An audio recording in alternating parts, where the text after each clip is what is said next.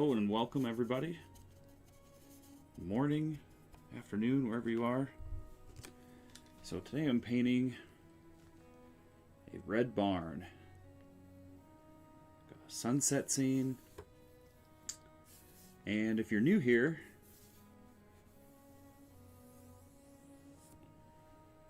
I stream all of my color mixing and share my reference photos to the channel membership, so check that out if you are interested. But this is just a series that I started where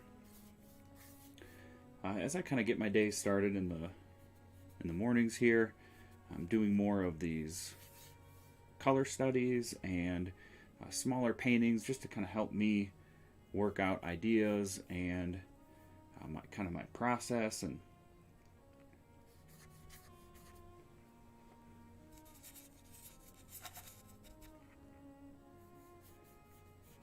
I thought it'd be fun to start streaming these live. So this is now episode 4, I guess. So I'm having a lot of fun with it. It's fun to share these. Have a good art chat. If you guys have any questions, drop them in the comments. If you do leave a comment and I miss it, I apologize, but I see some of you in the comments already. Good morning, hello. So right now I'm just sketching this out with some burnt sienna thinned down into a wash. And the panel that I'm using is a gesso panel, 12 by 16. I'm using Gamblin Artist oils.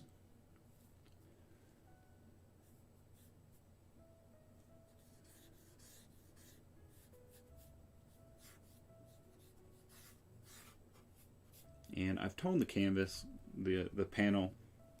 I toned this last night, and I kept it darker up top, and down below we're going to have the sun kind of shining through the middle section here.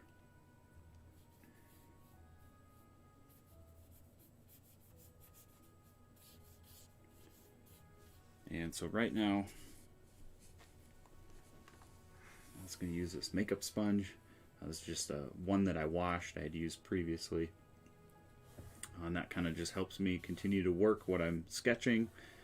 None of this is going to come out exactly how I want it when I begin here.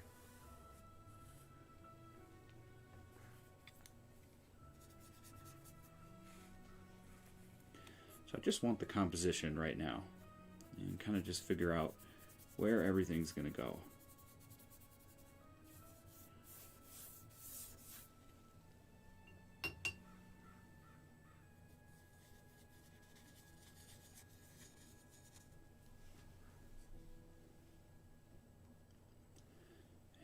Top, some clouds moving through. So it's all about just establishing a good composition, knowing what you're going to do before you start. There's all kinds of ways of planning out your paintings. Something quick like this, I think of it more on the lines of plein air painting, and I think this is much of the same process that I would go about like that. How I would go about it in that case. It's a good relaxing way to paint.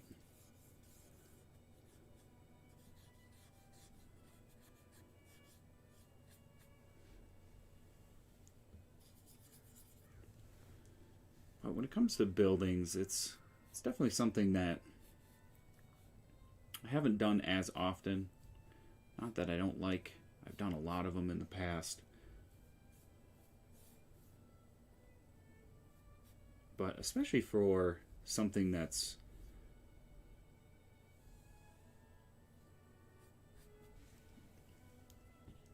done wet on wet, it's more of a challenge. And it's probably why I haven't really ever painted a barn on location.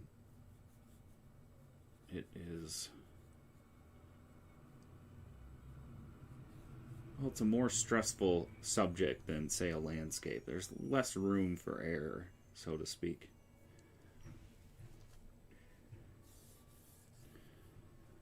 But all we're trying to do here is make sure we have the angles correct.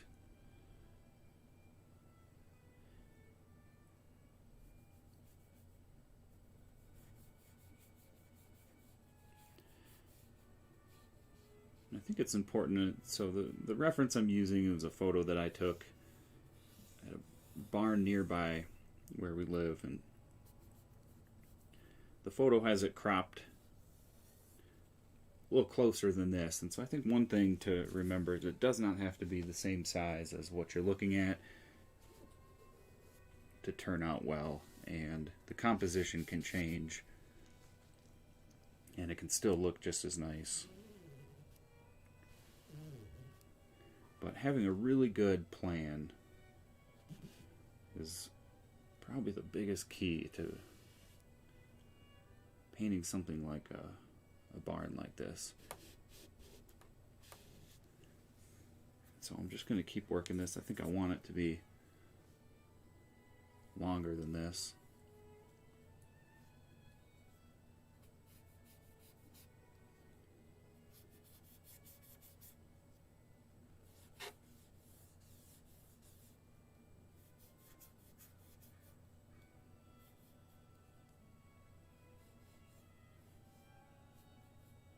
A lot can change as well when we get into the color, but I really want to take my time with making sure that I'm happy with how this is going to go before I get to the color.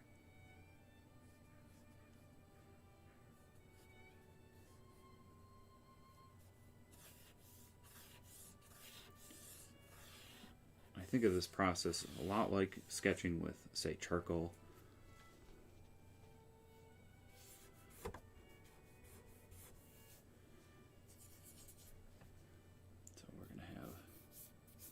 Some trees.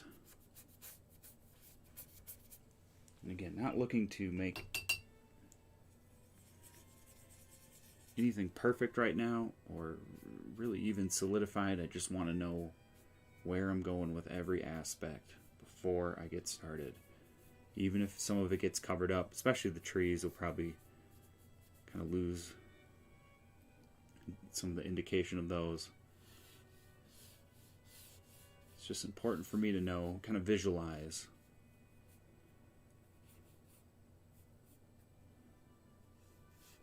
And as I get into the sketching process, so to speak, I start to think about it a little more hard and start really making sure it's what I want. Start thinking about those lines.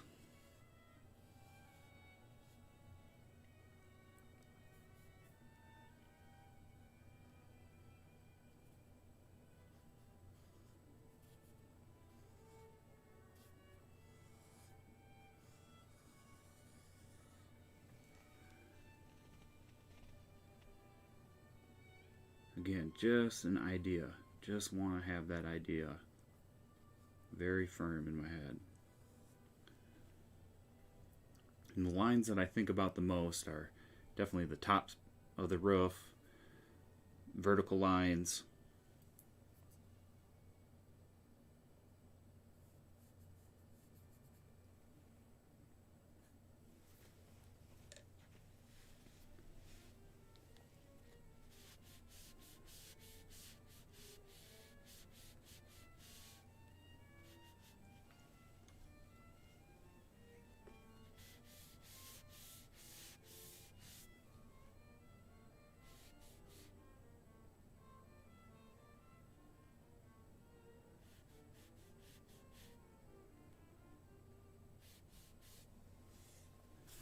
and so each time I kind of work it and say if I kind of erase it, I still have that idea. I still know where things are, and I get closer with every attempt.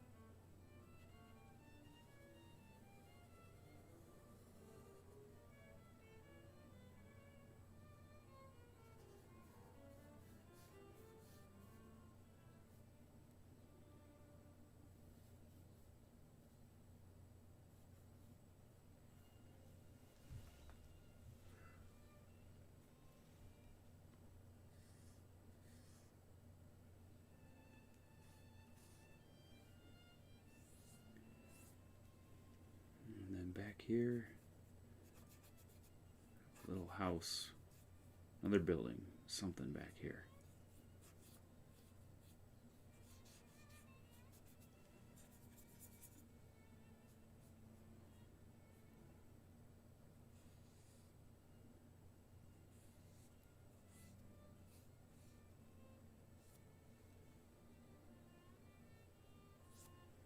Maybe some lights shining, bring some attention to those areas. It's one of my favorite things about painting buildings and farmsteads and showing the light, different places where the light is coming through, maybe the windows. So just give the indication of a couple windows here.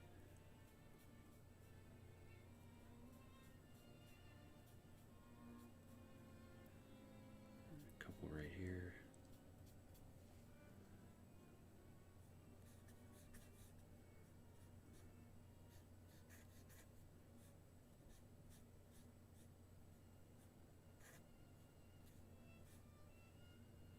Yeah, a couple doors up here.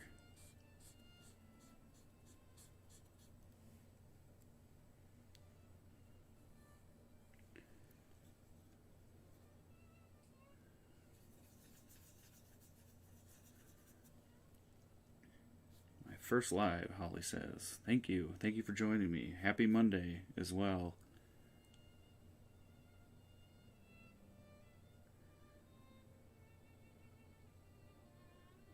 Okay.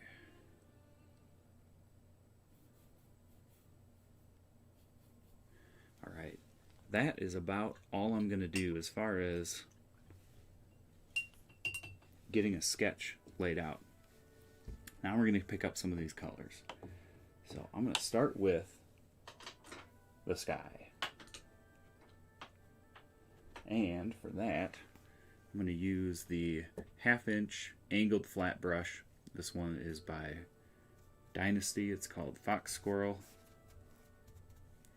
That's just a good blending brush. And I'm going to start up high. So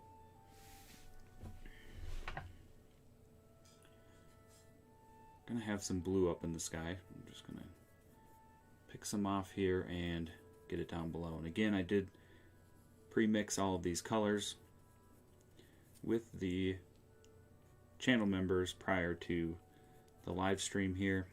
But what we have is Cad Yellow Light. And this one up here is Cad Yellow Deep, and then we have Cad Orange. And I also have Titanium White, Burnt Sienna, Ultramarine Blue, and then Quinacridone Magenta. And then I use those to mix all of these colors that you see. So I'm picking up some of this blue. This is Ultramarine Blue and White, and then I'm mixing more of a gray. So essentially it's got some Burnt Sienna mixed into it to kind of pull it back away. And I'm just going to start with that color. Start going across the top.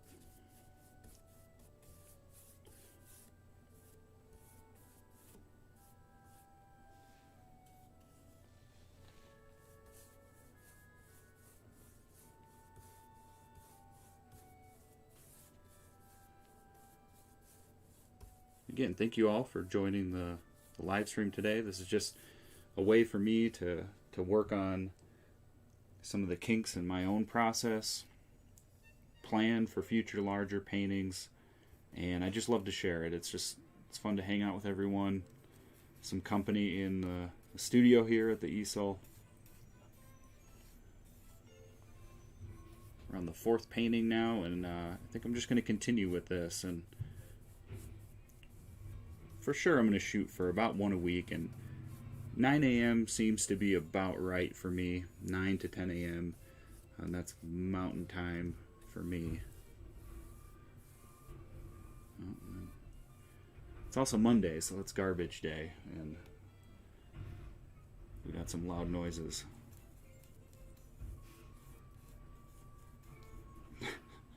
I don't think we've gotten a a stream finish without something street sweeper coming by, or what have you. Okay, so what I'm doing now is just I'm warming this mixture up and I'm adding white.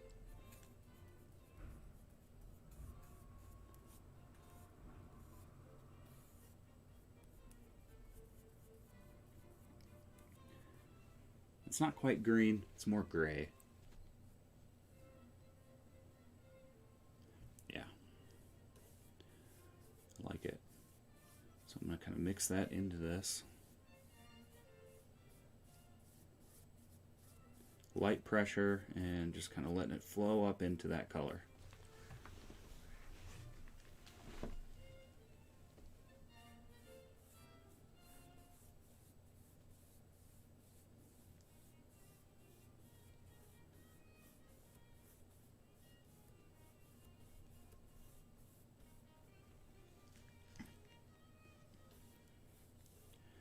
And if there's some imperfections, that's okay too. It just might be clouds, might be something in the air.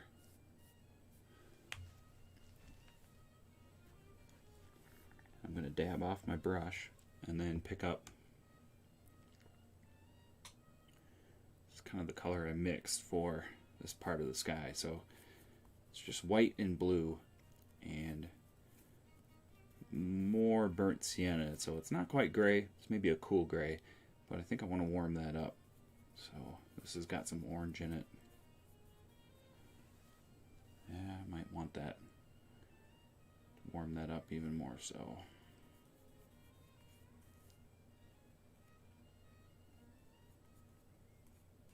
Add some white, brighten it up.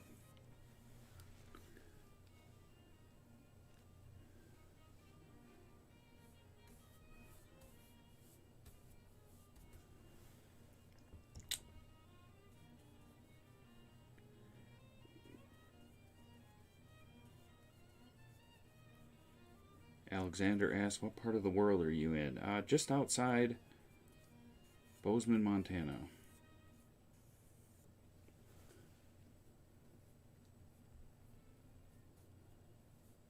Be getting out for all the channel members watching. I've got an outing planned for tomorrow night, and we're going to get out and get a lot of good reference photos. Go explore, see what we can find. Have some good reference photos being posted by the end of the week, I figure.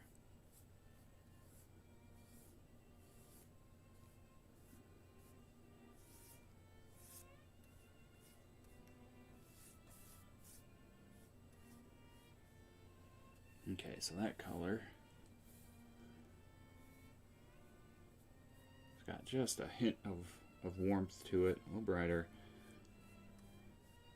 Now I'm going to brighten that up even more so. So I just kind of dry off my brush.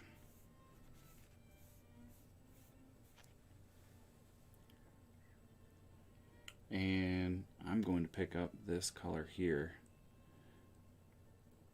which is orange, white, and yellow. And then I'm going to grab some white to that.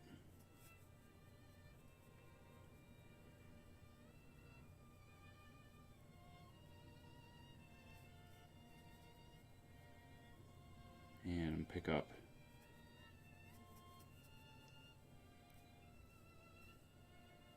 some orange. I'm going to brighten that even more so.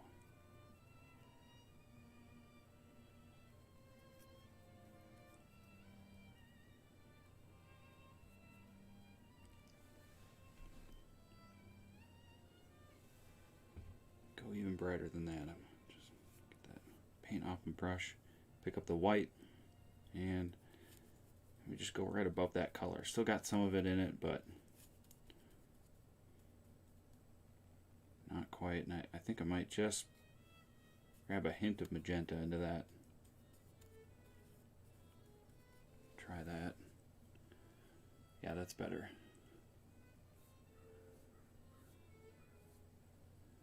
So it's fairly thin at this point, and that's going to allow me to kind of go over the top. And because this is a nice, soft, warm color, nothing too bright and fancy, some of these clouds that I'm going to add over the top should layer, and it should complement this color well, so I'm not worried about going around some of the clouds quite yet. I think that'll blend in together.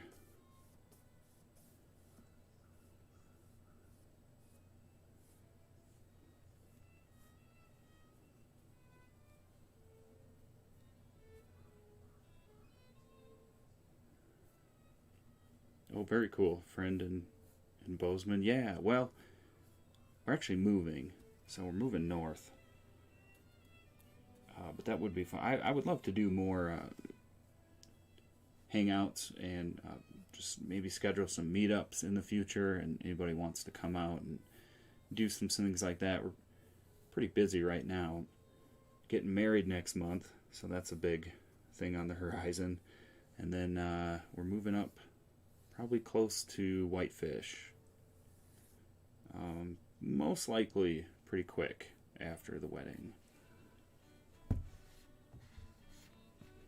Okay, I'm going to wash the brush because I don't want to dirty some of these bright colors.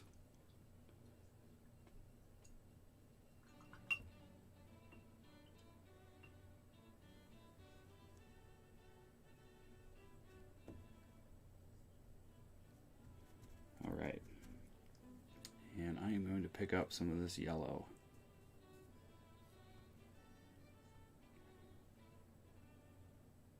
And I'm going to go ahead and just sneak it in right in between here.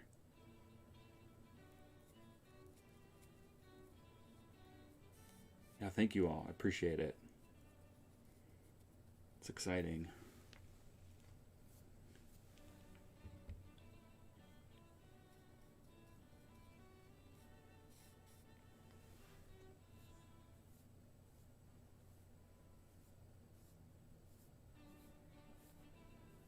So some bright yellow, it's just white and yellow.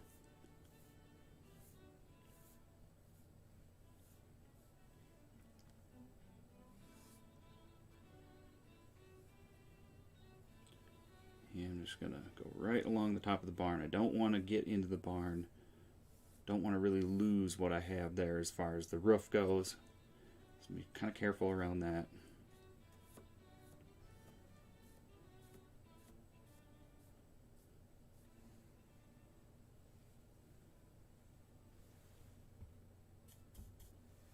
Up a little bit of that gray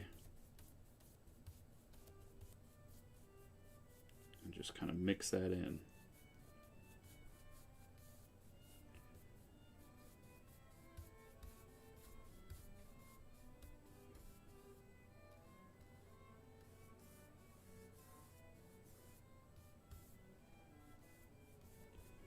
Okay, so I'm going to wash my brush again.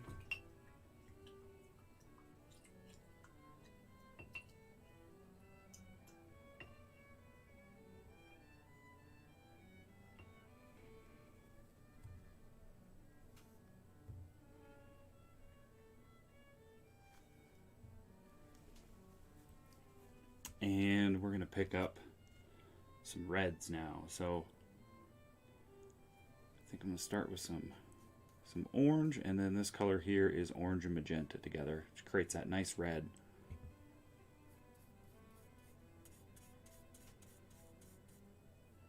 And pick up a little bit of that white.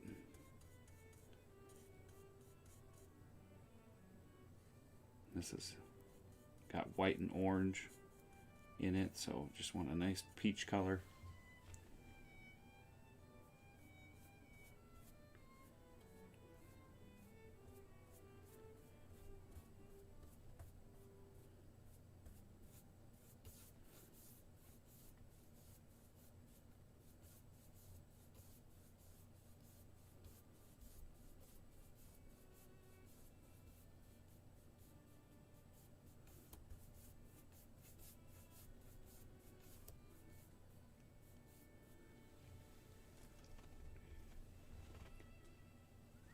Okay, and then grab that same color and kind of over on this side.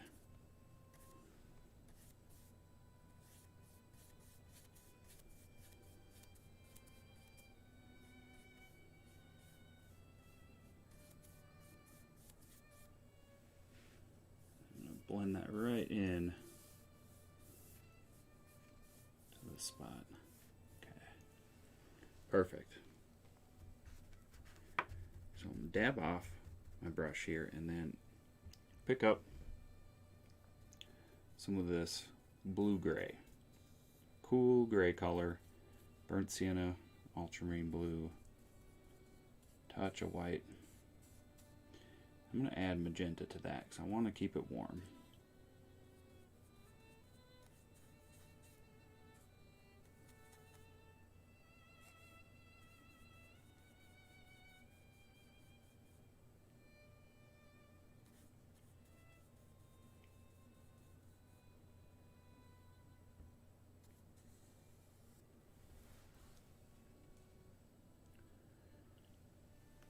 Yes, this is a, that's it. So that's not going to be dark enough. So I'm just going to take that down a notch. It's just a photo of a barn that I took nearby where we live.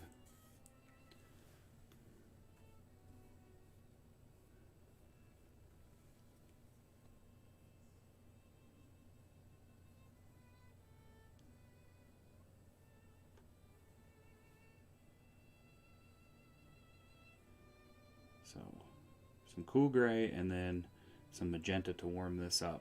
And these are going to be clouds floating above.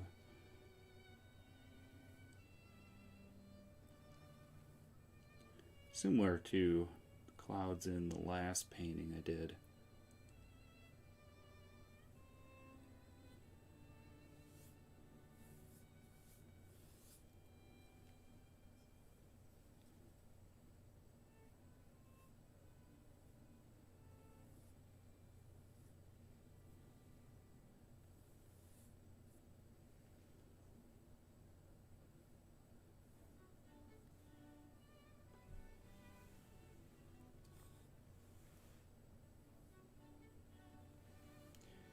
Pick up some darker color even now as we get into that upper part of the sky.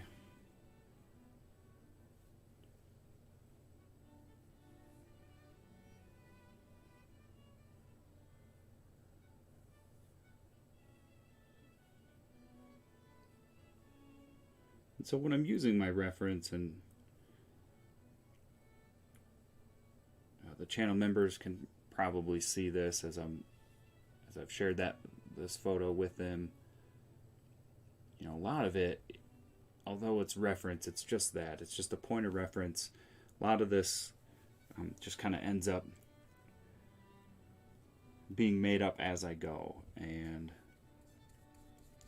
a lot of similarities, I feel like, in a lot of my references. But I love to just play around and see what can be. And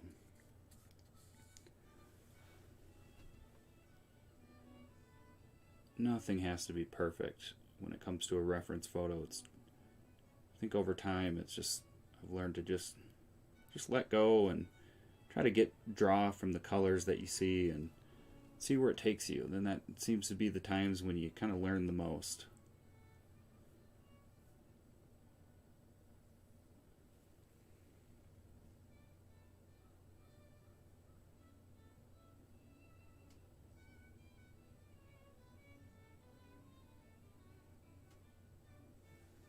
Okay. Wipe off the brush, and I'm going to pick up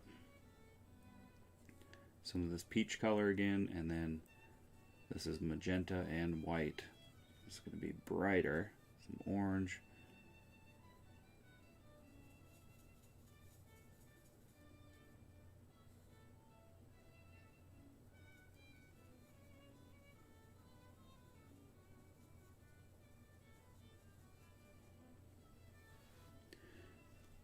Yeah, my palette is so tight and neat. So I mix the colors on a different palette and then transfer them over, and that's why they're so well organized.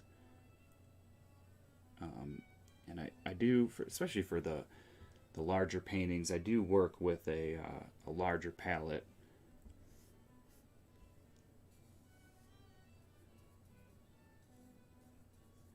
But for the small paintings, for the videos, it's just much easier for me to hold on to this one. Now I'm kind of adding some of this bright pink color to some of these clouds. Again, just kind of letting the brush do what it wants to.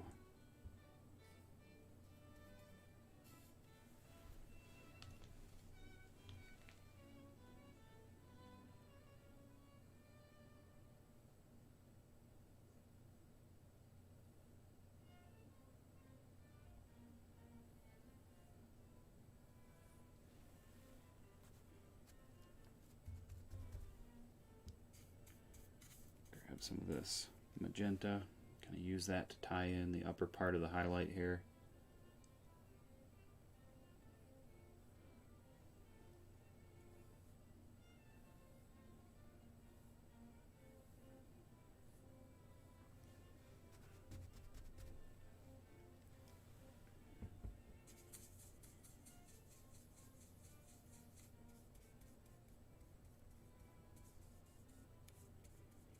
So kind of taking that same magenta and just brighten it up a bit and use that right in here.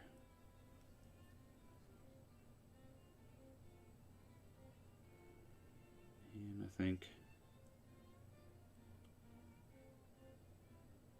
I can lighten this cloud up.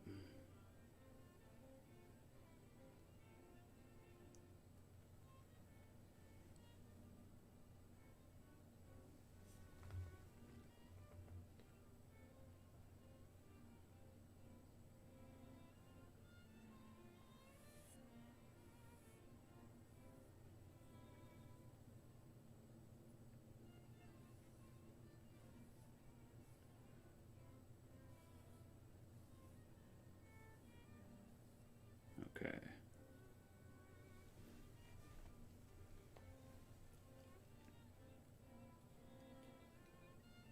Hopefully, color on the video a little better this time. Been working on improving that. Hopefully just get better with these lives over time. It can be a tricky thing to get the camera set up right. No post editing, especially for the colors. Hey, thank you, Chris. I appreciate the super chat. I did an unboxing video if you want to check it out. Oh, cool. Awesome.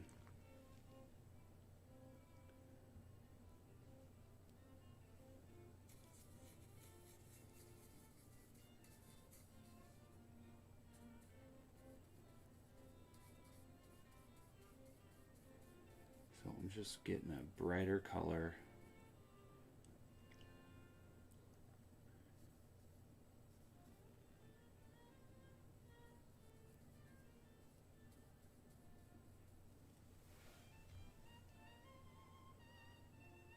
Test that out. Yeah, it looks pretty good.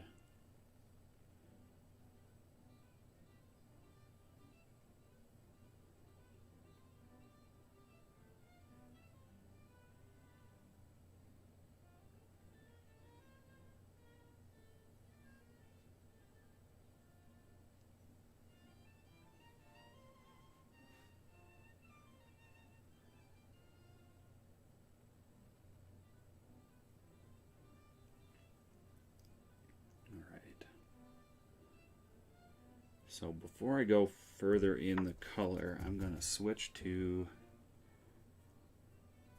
using this gray. And I'm going to mix it in right there and then add some pink. A nice warm gray.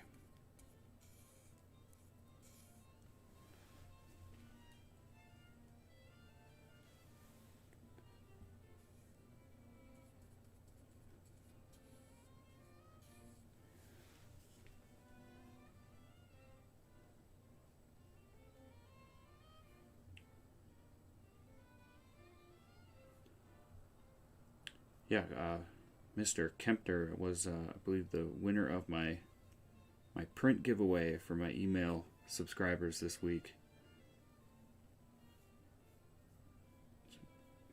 Instagram is what? Kempter Canvas. Go check it out, everybody, if you haven't. It's got some really nice works there.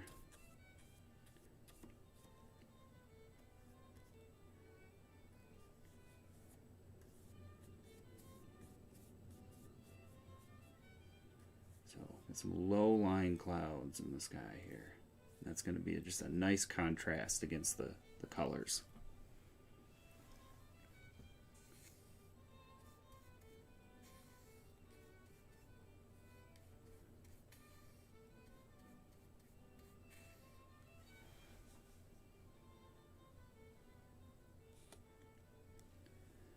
Yeah, do I always use sienna to start? Lately I have been, but it's not always what I've done, and I think it's just one of the things that I'm really enjoying right now. And I do think it's just a nice color to complement anything warm. If you got a nice warm painting that you're creating, it's just a good color to start with, and it's also a good color that complements a lot of other colors on the palette. So it is a good way to start. Using another color, I don't know if it matters a whole lot to me what color I use to begin with like that. I do really like this color. I'm not sure if I would ever switch to something different at this point. That's why I think so many use it. It's just a good sure bet. Alright, I'm going to wash off my brush again.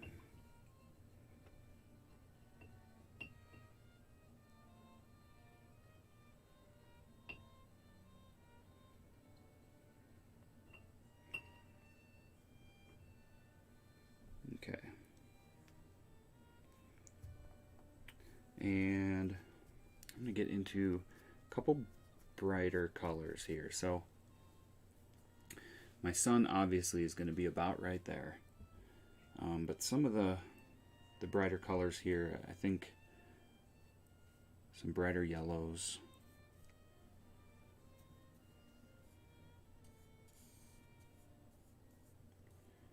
Pick up some white and got some more waiting on the side here.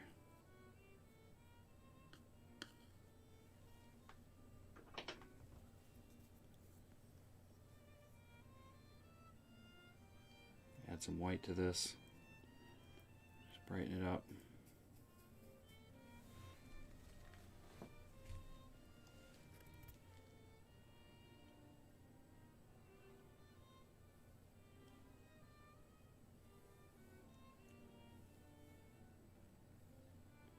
Start to get some highlights into the lower part of the sky here.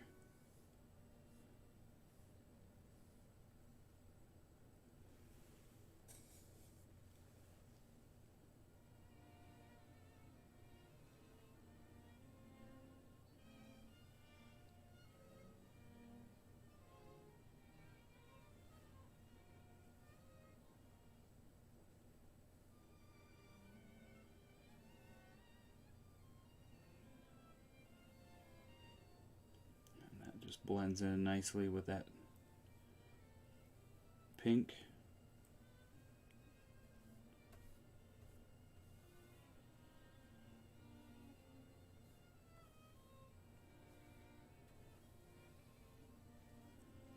And a little bit over on this side as well.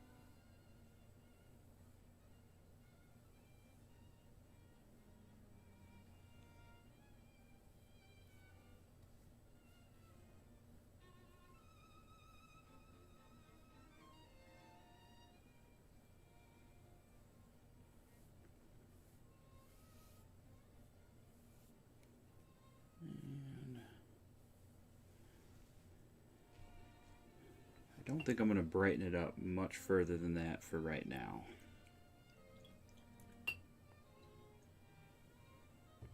So I'm washing my brush one more time here again. And I'm going to pick up, I think I'm going to go with some orange and white. Try this to start with. Mix that into some of the yellow down low.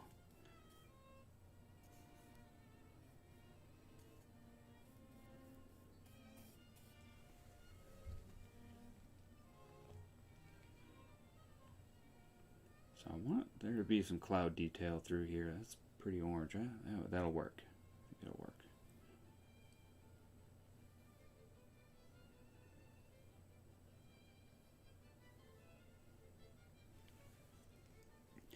This color has just got more red and some magenta in it as well. So fairly thin right now still. Again, I keep my paints nice and thin, especially when I'm just working my way through for the first time. And as I go back in, I just progressively start adding more paint. And then I feel like when things really start to come alive is when you start building up those larger physical textures on the canvas and or on the panel, and that starts to allow you to manipulate it as you work, and sometimes you don't even need to grab any additional paint. You can just continue using the brush to just work it, and it is why I do like oils so much.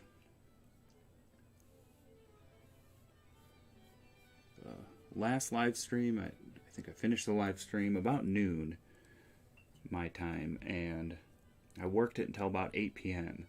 and it was even wet the next morning. So it just really allows. Okay, I'm going to switch to just something smaller right now. I'm going to switch to my Dagger Striper brush just for a bit more control as I get into where the sun is going to be. So this is pure white, and I'm going to start by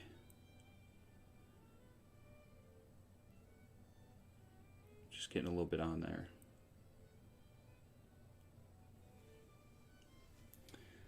And I'm going to take, this is yellow and white,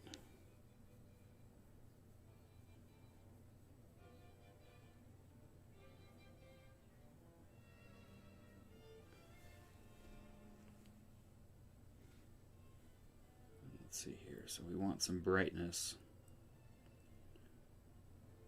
in the sky, up from the sun, kind of around the area. A lot of these marks I've made with some of these clouds. Not necessarily do I need to darken them, but rather I need to lighten some of the areas around it. Help show those more.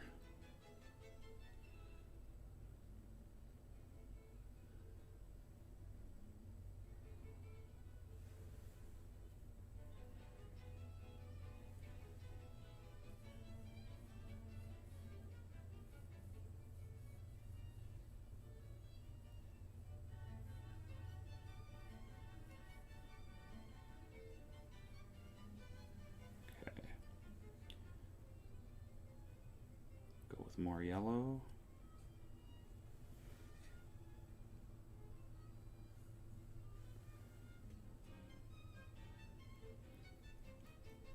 You can see as I work across and then go back, I'm picking up that white and moving it back here. So I'm going back in and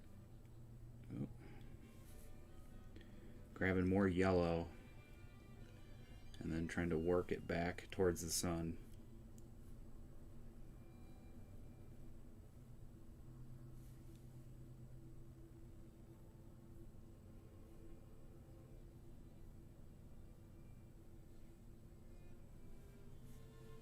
Okay.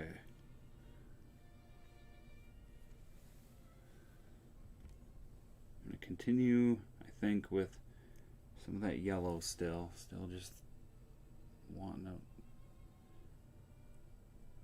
some more color right through here.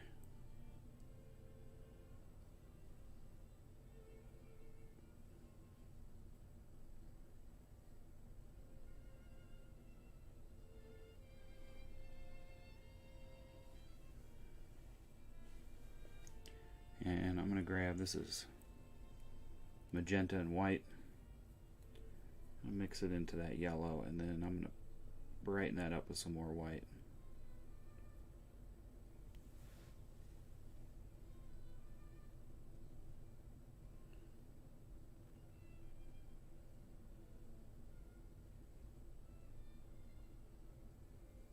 So some of these low hanging clouds, just add some structure to them. Kind of see through some of that.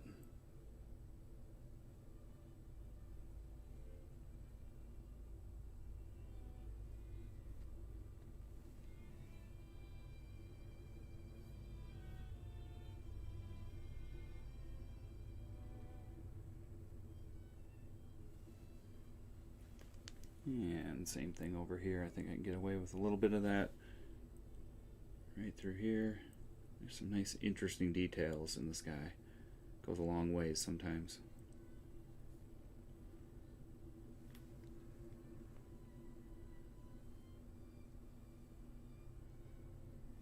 Okay, and then just to tie that together, just kind of some orange and yellow, orange and white.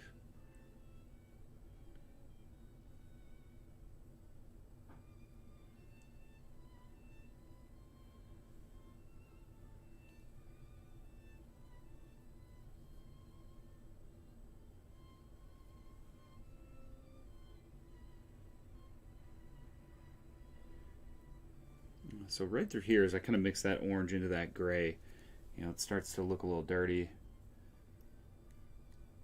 Gets that green look, that yellowish, dirty yellow. Pick up some magenta and white, and that usually kind of just reverses it and fixes that.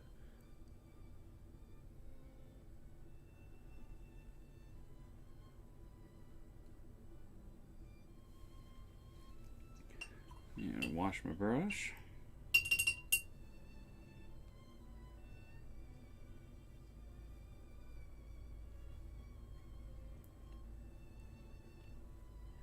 And this color is orange and white again with a little bit of yellow.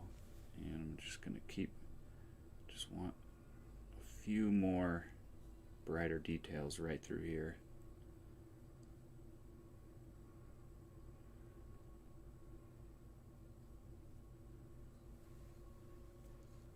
Okay, that is probably going to be about good. Just right on top here of the roof.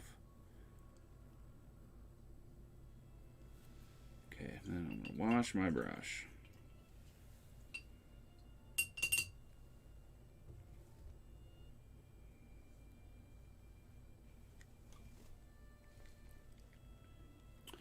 I'm going to pick up that white again.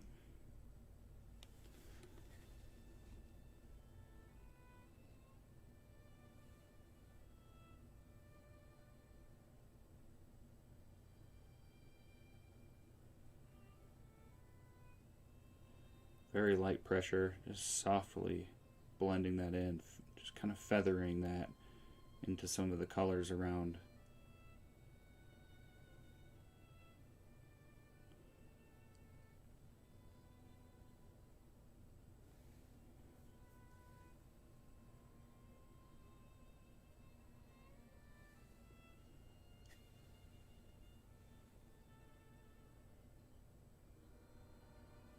All right,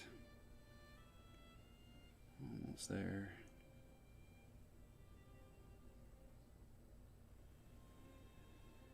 And on the left side of that sun, just some of that white got away on me there, so I'm just going to pick up some yellow and orange and just work that back together.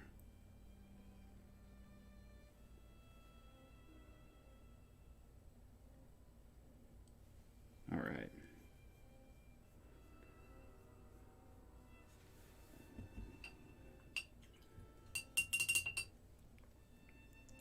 Rob asked, what kind of camera do I use when I'm making prints?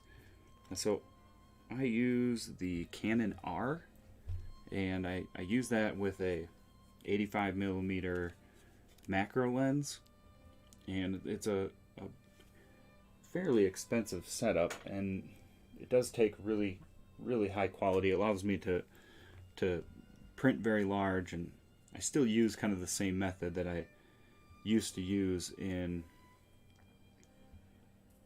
the video I made about photographing your art. But an iPhone probably wouldn't do well for printmaking. When it comes to just viewing the images, I think it's fine for websites, but when you start running it through a printer, it can be finicky.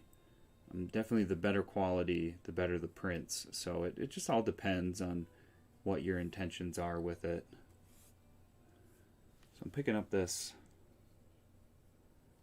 same color I use high up in the sky.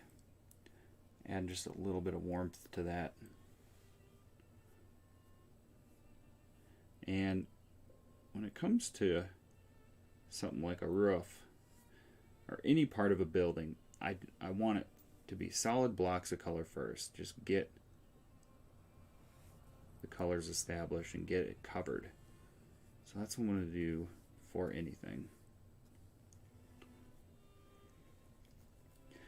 And you know what? That's not what I'm going to do first. Before I'm going to catch myself here before I get too far. I think I want some of the tree detail that I'm going to have. And I want to get those trees established, because once I get the foreground in, I don't want to mess up my work. So I'm going to go into the trees. But back to what camera is good for photographing your work. I think there's a lot of point and shoot cameras out there in the $200, $300, $400 range that could do a pretty decent job if you're just looking to make some smaller size prints. With DSLRs and nicer cameras, it kind of comes down to quality of the lens that you have, and just, of course, knowing how to use it properly. So I want this to be, I want some warm colors here, kind of just some warm grays, and I'm going to use the dagger brush here.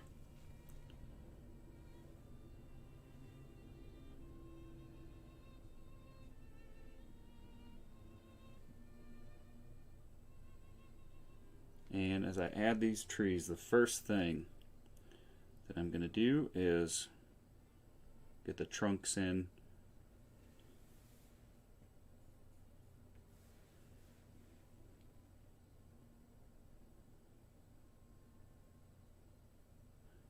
And then we'll add some detail after that.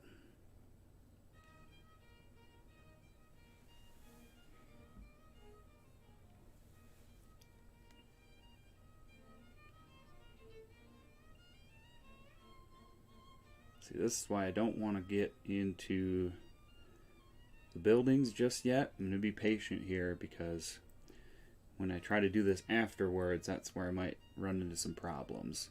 So I can actually use the color in the building and just lift that right into the sky. And that's going to just automatically start giving me the color I need for some of the trees.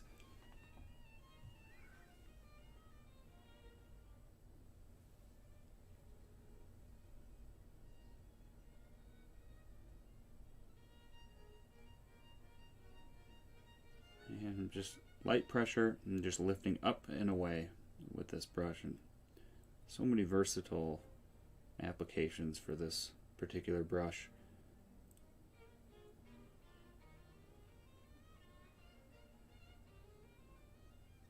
And with the fine tree detail, you don't really need every branch. Sometimes just the nice soft brush strokes can kind of appear to be mini branches just with one stroke. And so that's kind of my goal when I paint these smaller distant trees. Just kind of blend it off together, feather it off, and it starts to appear like just a whole group of branches.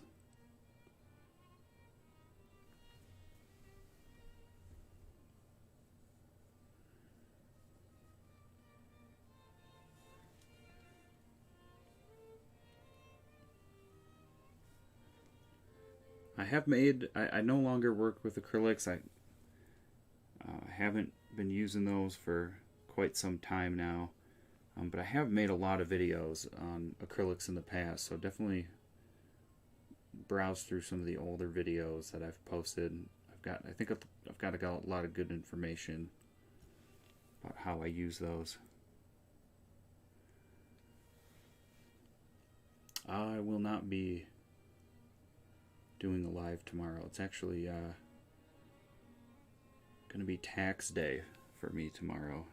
Which, not as fun as a live stream. Can't procrastinate that any longer.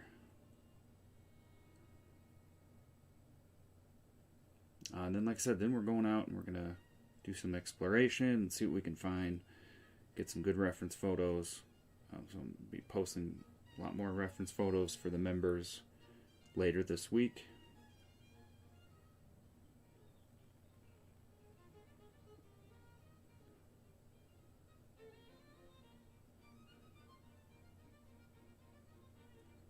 So just a good example of how I do some of these distant trees.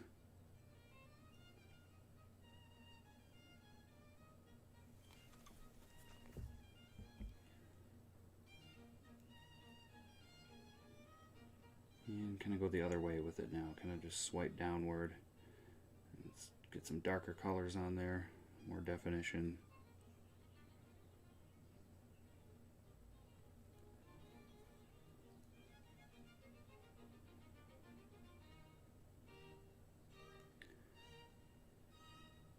Yes, Rachel, the stream, all the streams I do will just be posted as regular videos once the stream is over to the channel, so they will live on forever.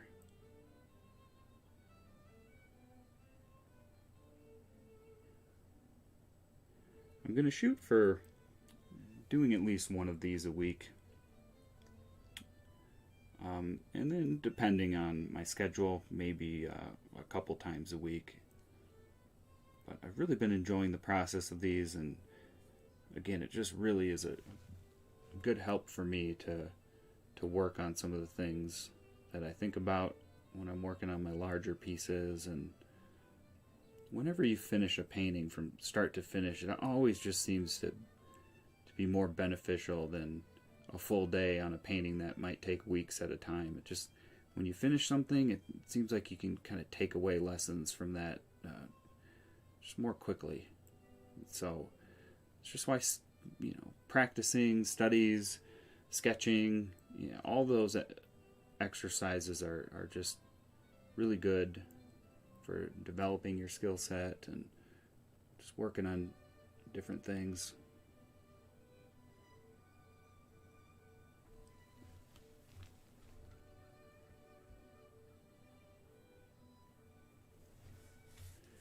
Okay, so back over to some of these trees here. I'm going to go downward with it and just try to connect where they meet the trunk. And if they don't connect, that's okay too. Not really going to look at that when you stand back and observe the painting as a whole.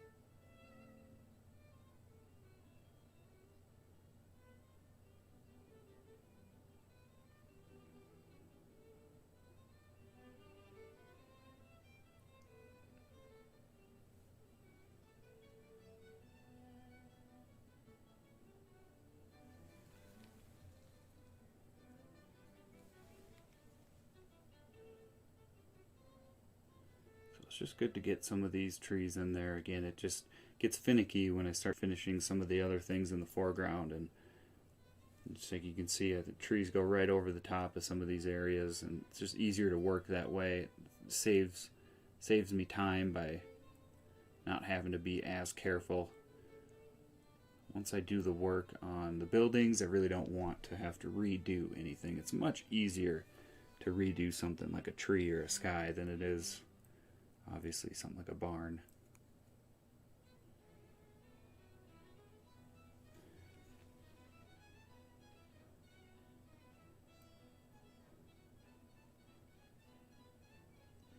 So as I get closer to the sun, I'm going to wash the brush.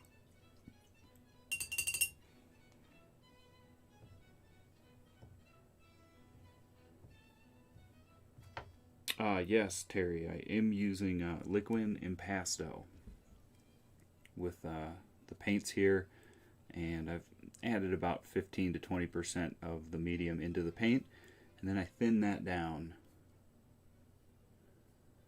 with paint thinner. I use Gamsol for that. So I'm mixing an orange, and I want, just like with every object that gets closer to the sun, I want these trees through here to be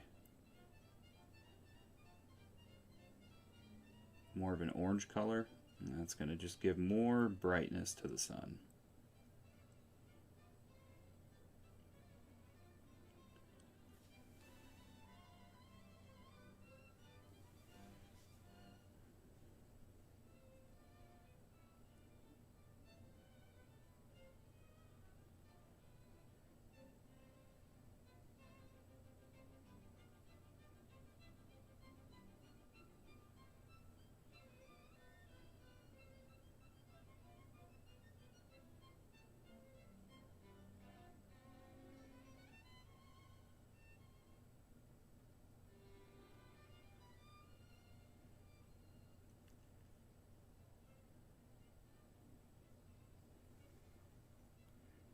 It took how many years to reach here? Quite a few. I've been into painting since let's see, well, about 17 years. I've really been into painting pretty heavily. Before that, just as I grew up, I was using colored pencils and pastels and graphite. But I feel like you never see yourself improving and progressing in the moment. It's always something you can look back on, but it's hard to see that in the moment, which definitely I think is why painting can be frustrating. But you just got to realize that everyone's in the same boat, and we all start kind of in the same point, and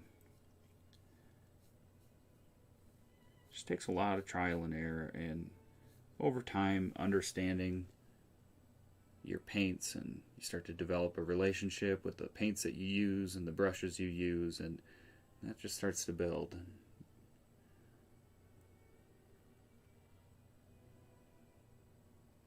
Okay, so light pressure, just a few more. I'm going to get on a few more branches. I'm going to get on these trees, and then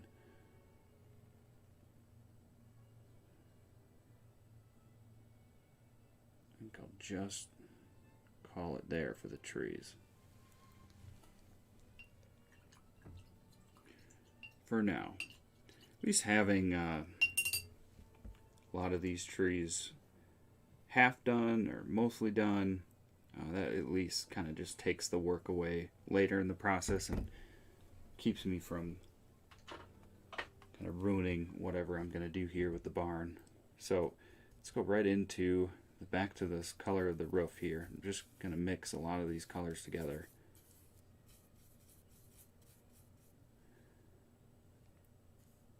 Just kind of blue-gray.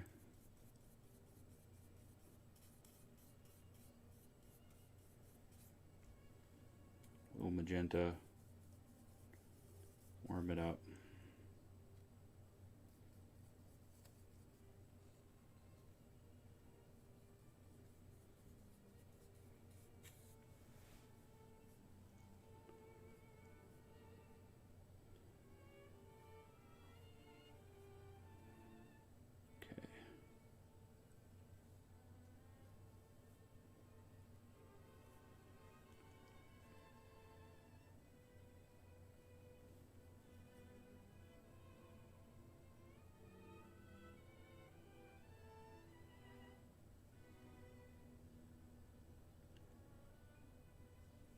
real careful with the top. Try to nail it on the first time. Get it nice and straight.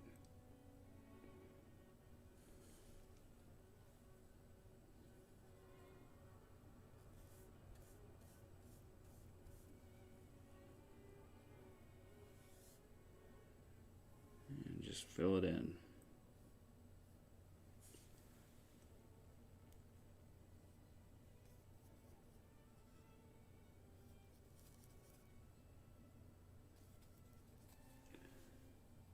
This roof here, add a little more warmth to it.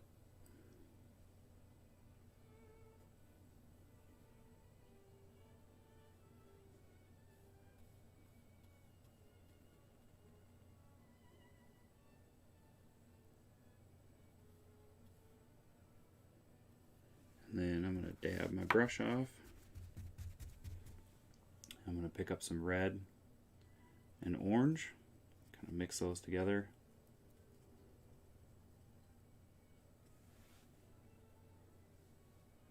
And right around the area of the sun, we're going to get some of this red in there and just kind of create that glow effect over the roof.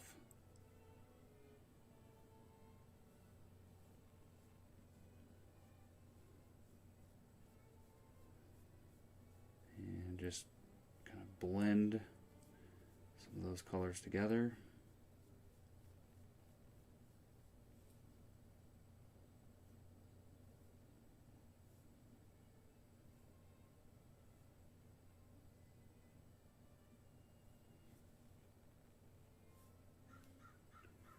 I feel like that's where most of the brightness and the glow of the sun kind of develop from, is what's underneath. Having that red is really what makes those areas pop.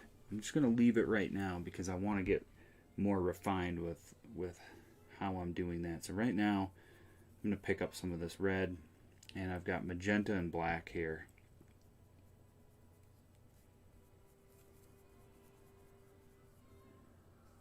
A little more red.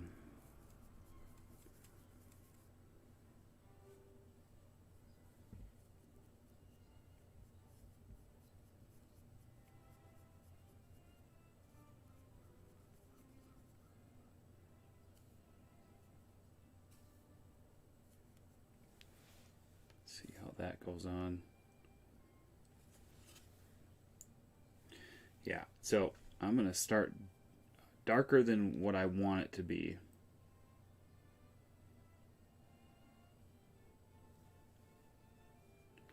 On the siding of the barn, because that darkness is going to allow me to just kind of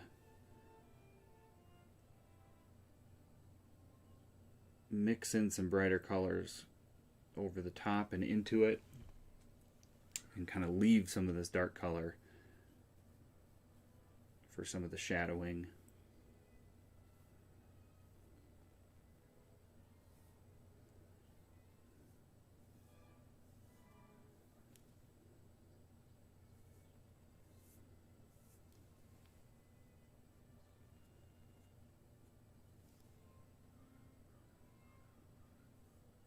I think most of this is going to be about the colors. It's not about how accurately you paint something like this. When it comes to buildings, you know, if the colors are right,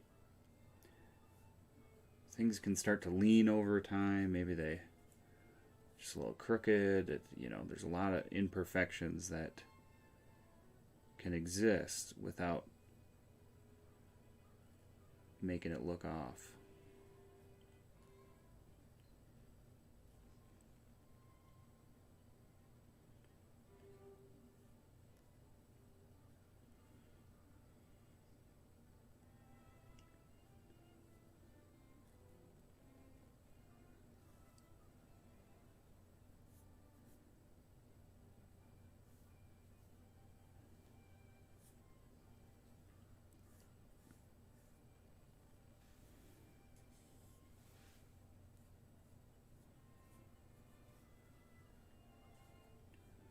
So at this point, now that I've kind of, the finicky area is just, I feel like the sky tying into the buildings. These top edges, the lines, they're all pretty important in making everything feel right. Then once I get past this horizon area, I'm just going to block it in and then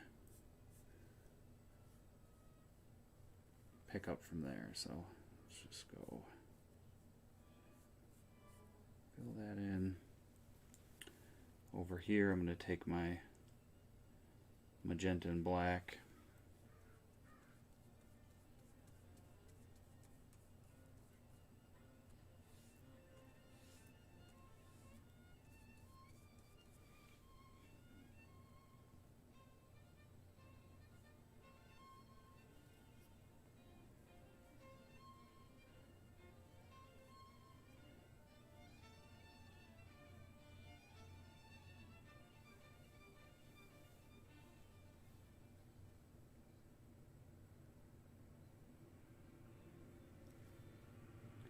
and just pick up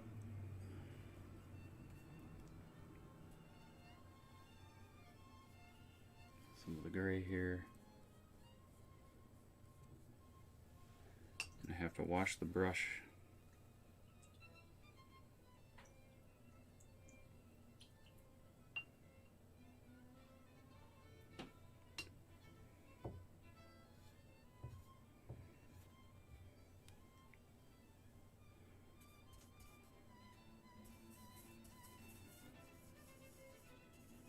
Terry says, your attention to use of color is really good. I struggle with color, especially like using the red on the barn and the roof.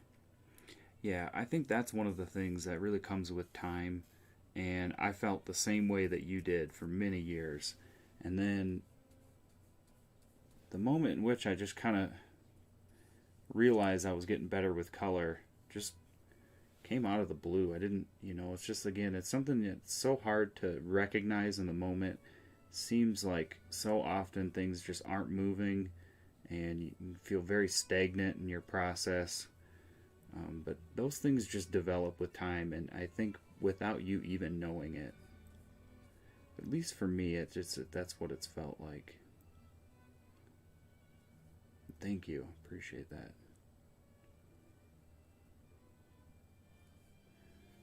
That's at least a good start there. And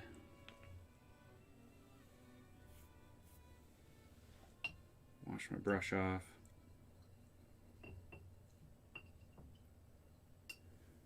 So again, we're just thinking about blocking this whole area in. Pick up some of these this reddish color again and just go ahead and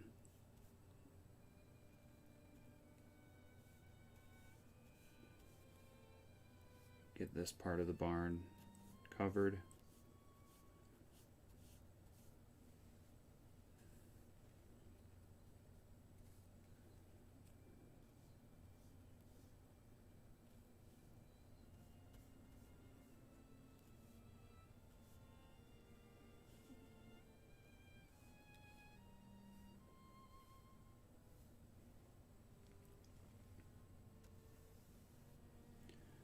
Just like that.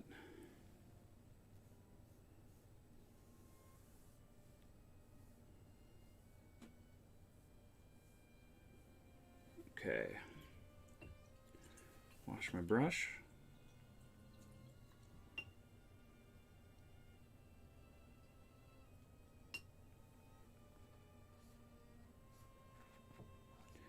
And then the foreground. I've got this color here, which is just kind of a very warm brown, kind of like some orange mixed with some gray. And I'm going to brighten that up. And right below the sun, I want some brightness.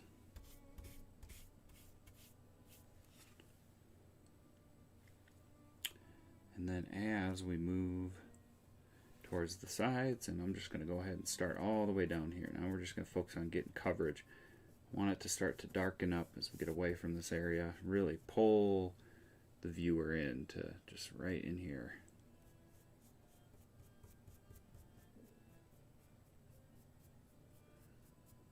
Yeah, am I gonna add any animals? I think I was pondering that. I think I might, but I'm not gonna think about that quite yet. Uh, they can take some time to get right, so not really prepared for that. If I do that, I'll probably add them later in the day. So I expect to work on this after the live is over and for quite some time, and just keep poking at things and making improvements, and can only do so much in a few hours.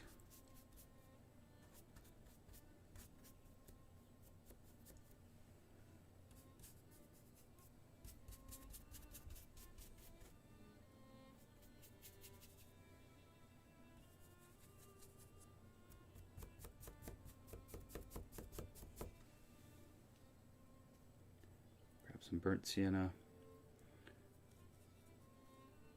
a little bit of this blue color.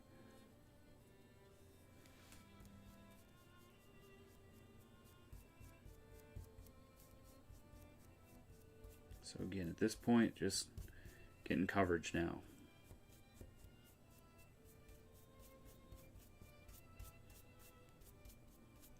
And for anybody just joining, this is oils on gesso panel.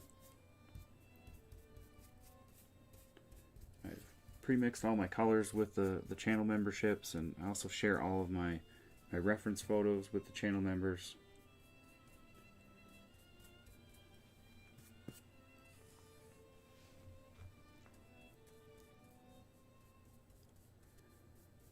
This is just kind of a new series that I'm doing. It keeps me painting.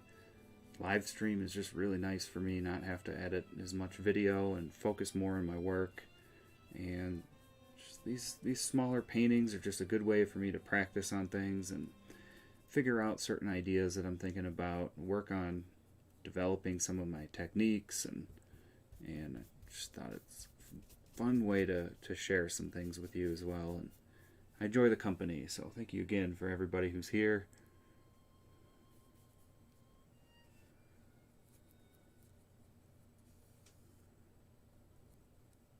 Just kind of mixing up some of these same colors.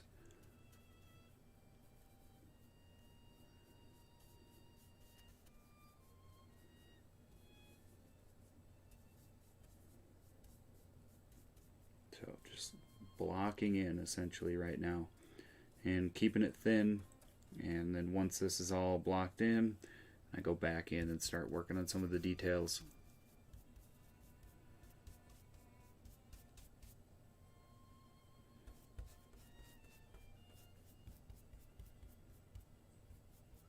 I've been painting with you and finally got some inspiration. It's awesome to hear, and I appreciate that. Thank you for the compliments.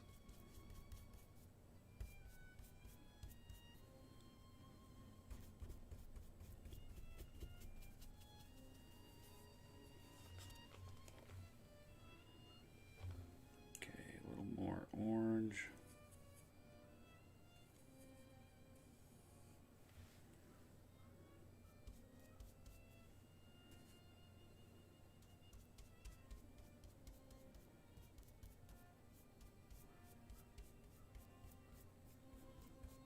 Just very simple patterns right now, just establishing shadow and light and color.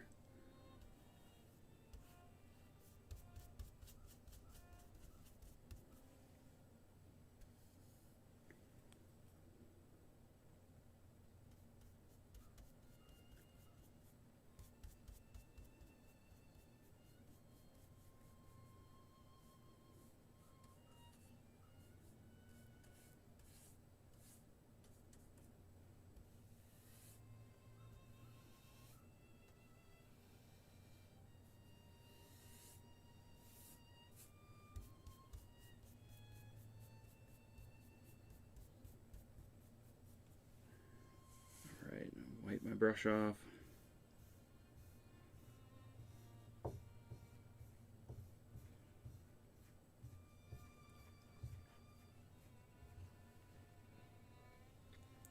Well, thank you. I appreciate the super chat. Your work is awesome. Wish I had the time and money to paint along with you. Oils are expensive.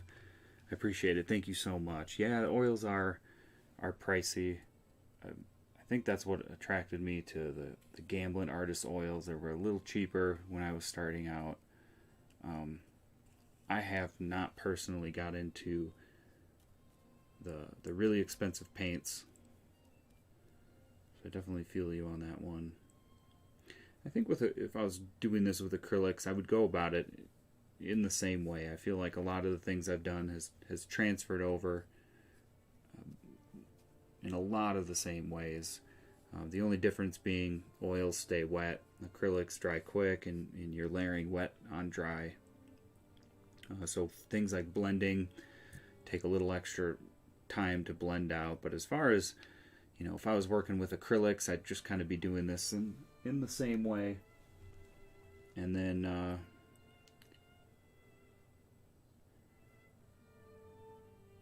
just layering over the top. Also, just kind of the same process as well.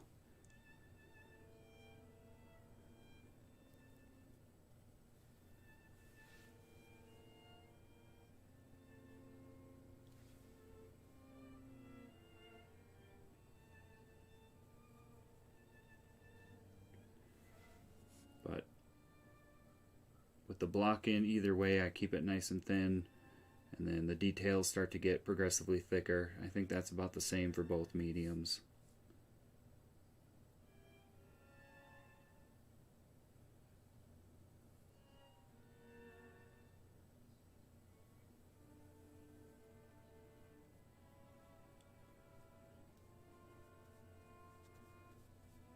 So, still winter around here. It's the time of the year that just weather can't make up its mind. It's got some snow on the ground. You can stick with that theme.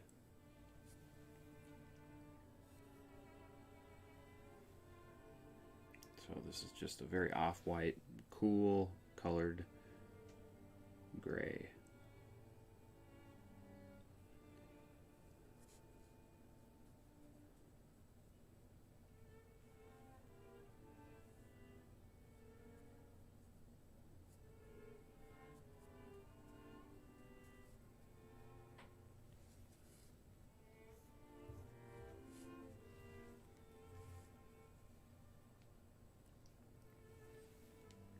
I'm going to pick up some more white and right on the edge of the barn here. That sunlight's going to be picking up that snow. So we're going to warm it up and brighten it up.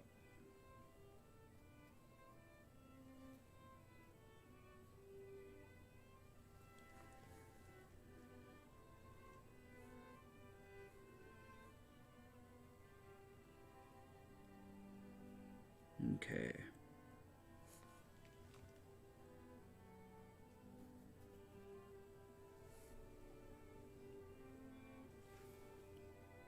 Looking good. Just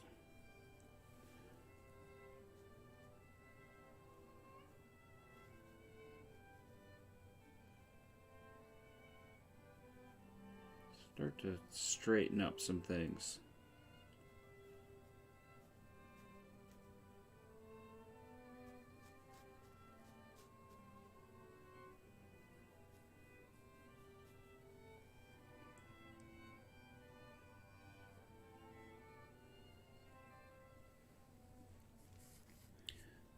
Pick up some of that white again and maybe just right in front here. I have just a little bit of light contacting. And I think I can just continue with brightening up that area, just adding back some orange and white into this.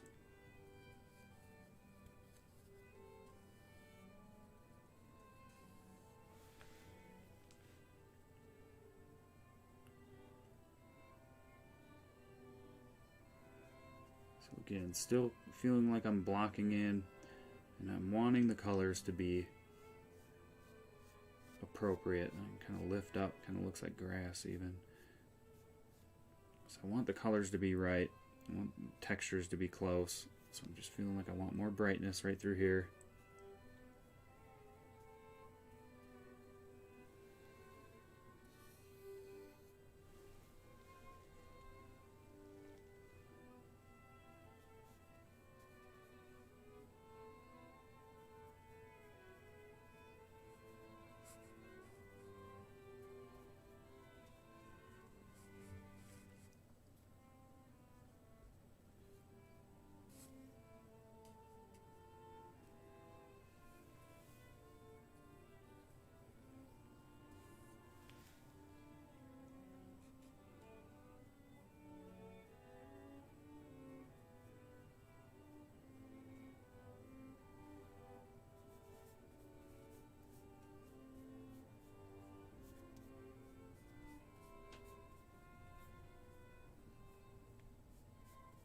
Closer you can get some of these colors how you want them, better you're going to be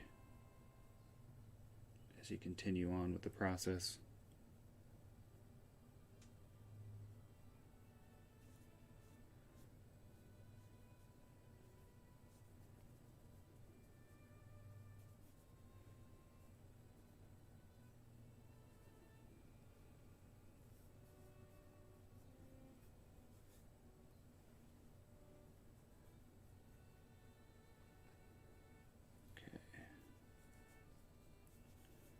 It's looking good, like that. Alright, I'm going to wash that brush and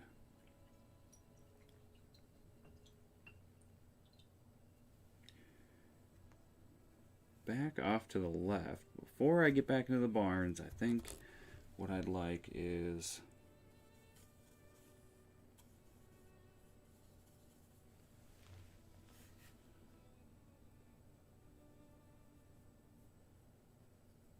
some distant trees, perhaps.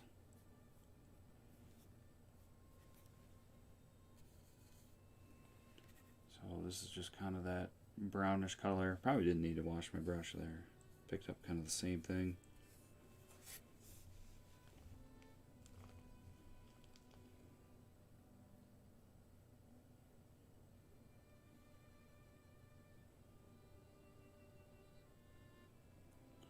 So there's a reference photo I took. There's a lot of farmyard junk kind of hanging back over here. You can't really see what's behind it. So I'm just kind of imagining a tree line back here, maybe a distant field, pasture, something.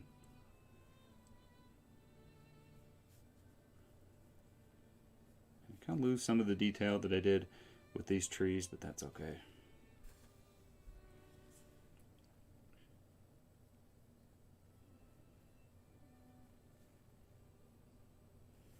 I'm just kind of patting the brush, just using it sporadically.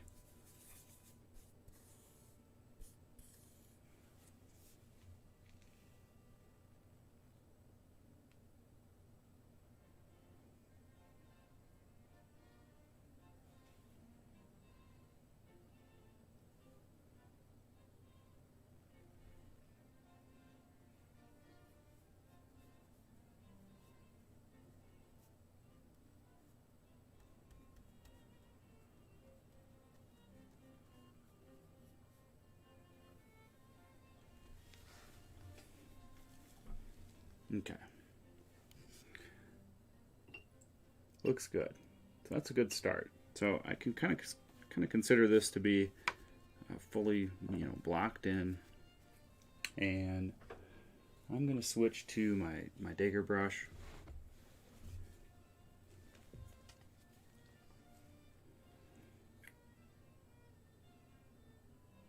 And what I'm going to do first, I think, is just straighten up a couple lines.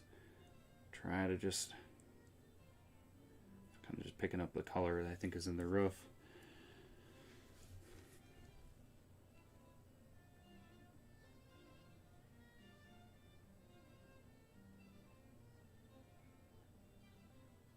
I'm just trying to straighten some things out. Get them to look a little nicer. And if they're not, that's fine.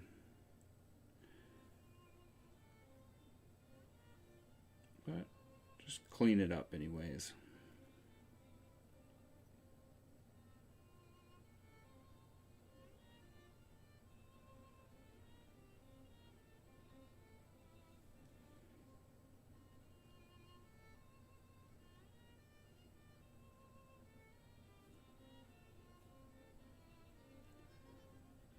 So I always just make sure with something like buildings that I'm really happy with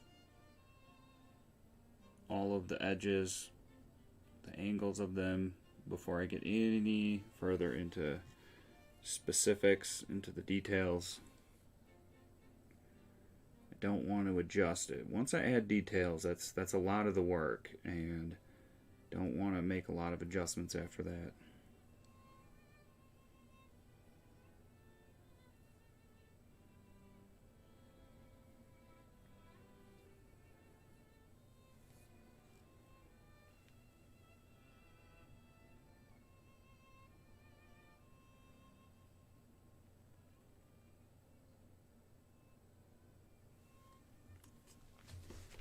Just gotta pause real quick. I apologize. My phone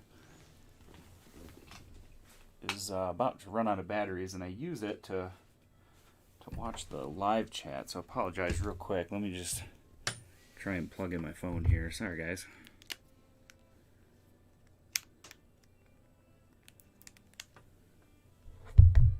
Perfect.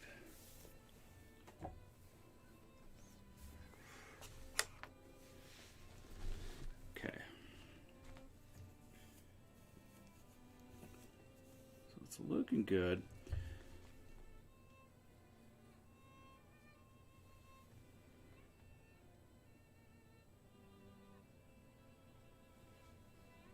Just trying to straighten things out.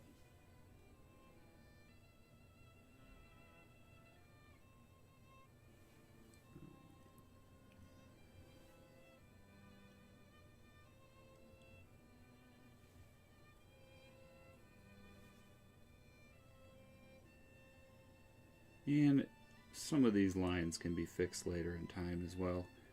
And some of it can kind of be hidden with different things like fences, or I'll kind of get into that in a bit.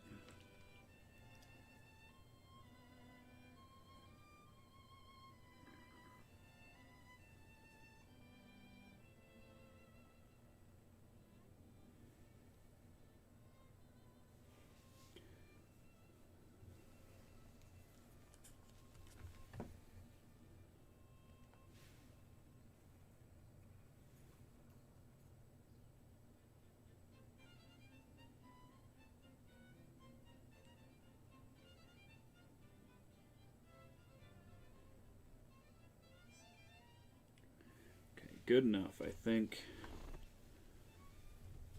right now. So, let's start with this building over here, and I'm going to take a black and just kind of using some of the brown here, mixing some darker color.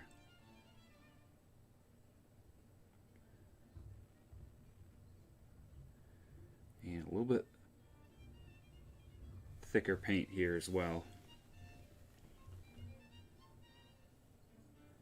And I am going to pull that up.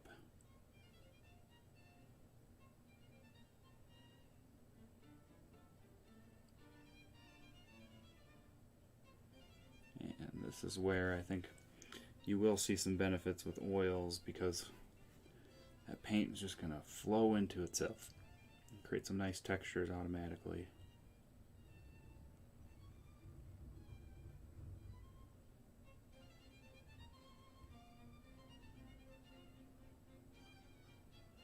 So just using the side of the brush to just automatically create those textures. I don't really want to paint all that.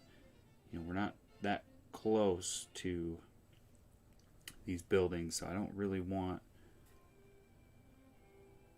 to have to paint any of these roof textures.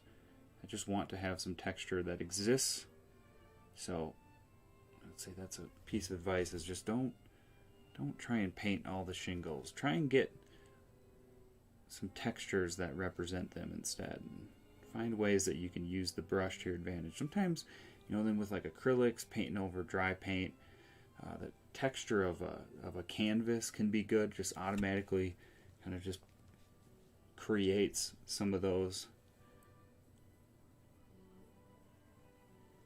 random textures you're looking for. Okay, and then the same thing with this. So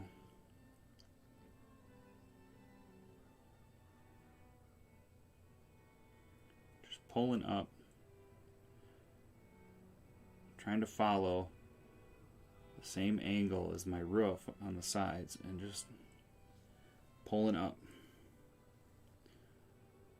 It's wet paint, just automatically. Look at that.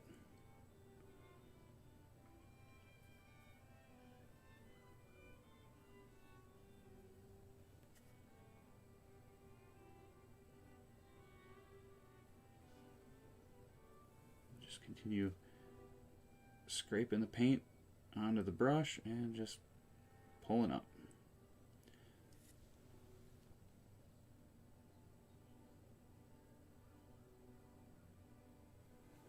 Okay. Mixing some of the same color. Grabbing some. And in the same way, a little different angle in the top part. Just pulling up.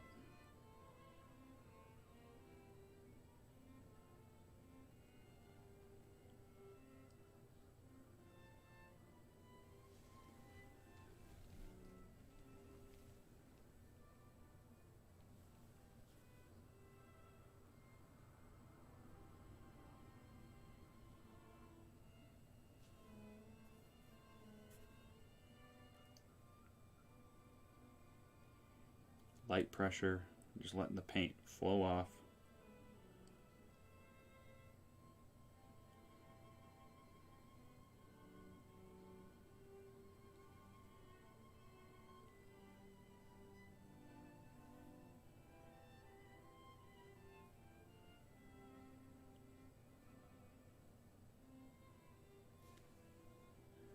Right, now that I've got that, grabbing some of this blue here and just want to lighten that up.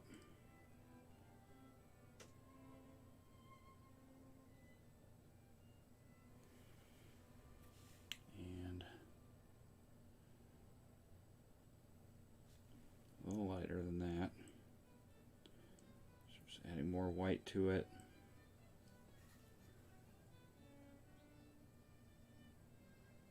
Again, it's not going to be the straightest line. Going across. Now this time, pulling it down.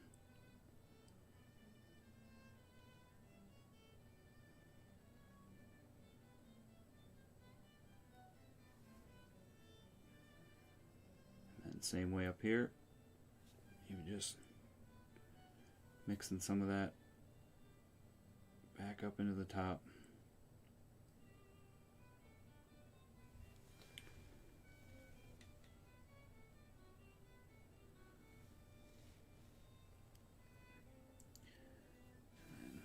Grabbing that same color, just pushing my brush into it, picking a roll of it, and now from the bottom,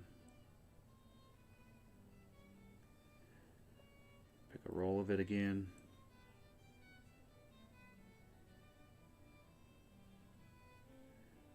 and just keep doing that all the way across.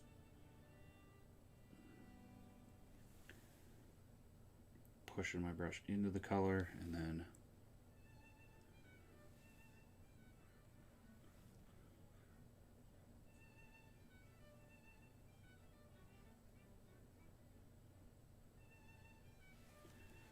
okay. Wash my brush.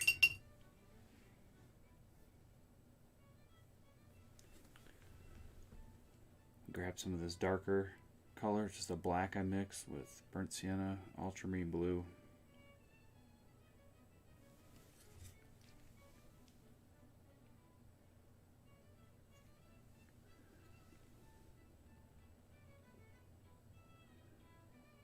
And just ever so slightly get some of that color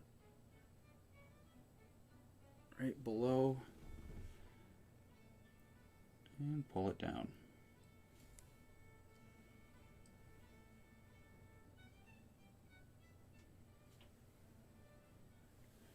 So just same way, I'm just picking up these colors.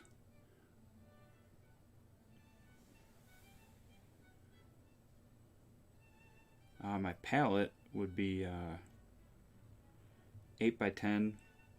It's actually the palette that came with my plein air box. So it's a plein air box by Gorilla Painter. I think they're made in Colorado, perhaps, or something. They make Bashad boxes,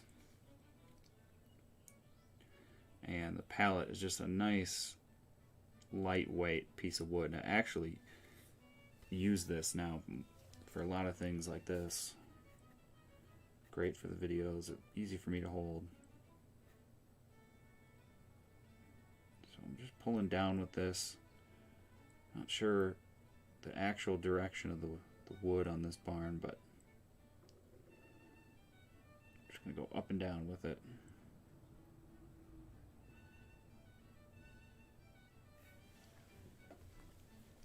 And same thing with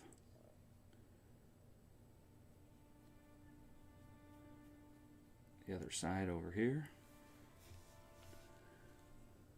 Try to follow that roof.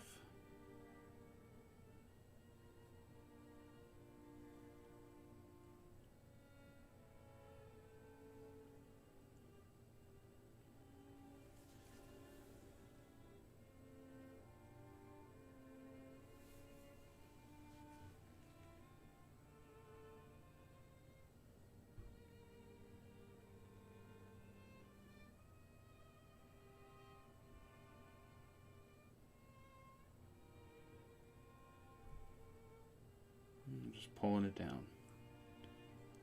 This is kind of why I was avoiding some of the doors and some of the trim, because they'll just get lost anyways as I'm doing this.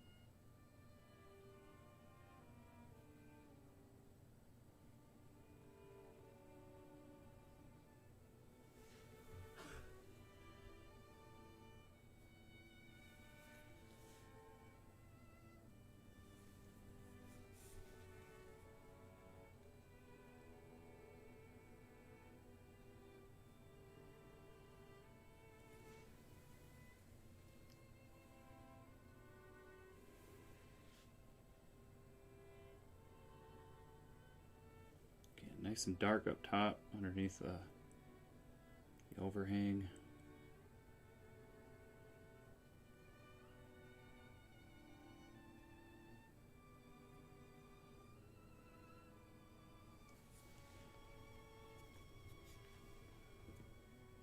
Okay. And same thing with this building back here.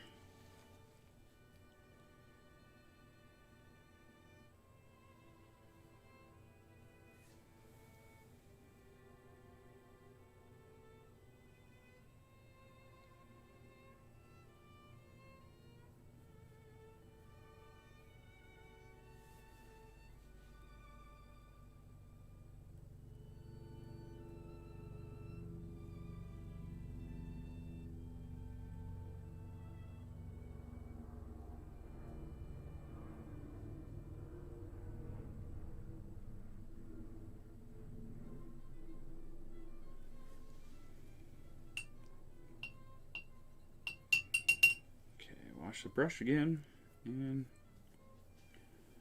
let's see. I'm actually going to pick up some of the sky color, I believe, and just make an adjustment here with the barn.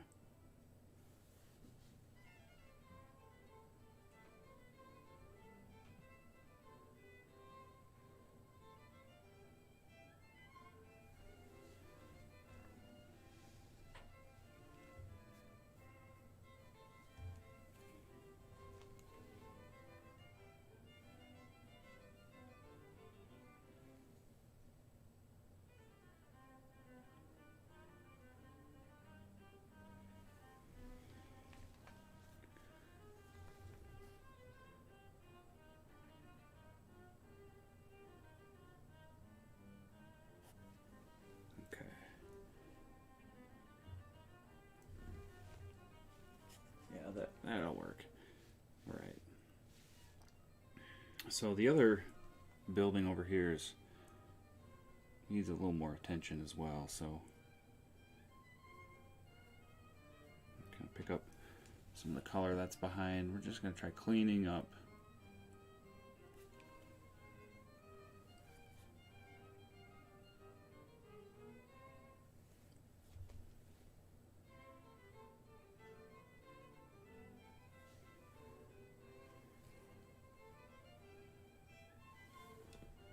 Just looking for that color in the sky, and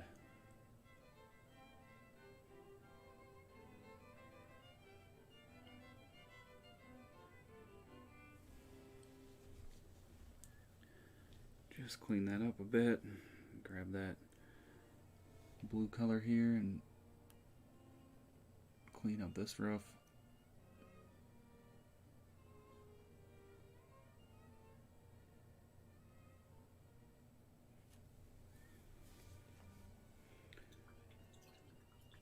And right around the sun,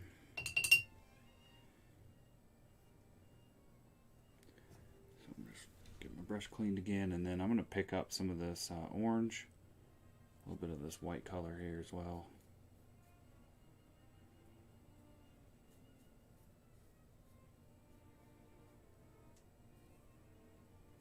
Got a little magenta into that.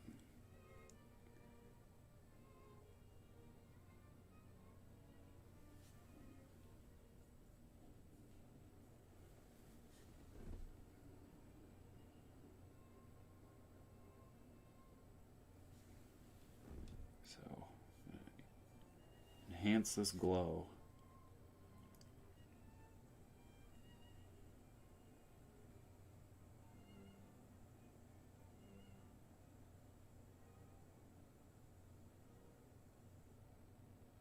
Kind of drag that color down, blend it away.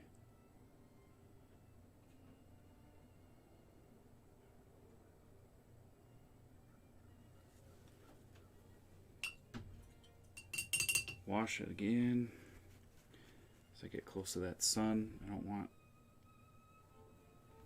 this color to get dirty. And just very carefully try to get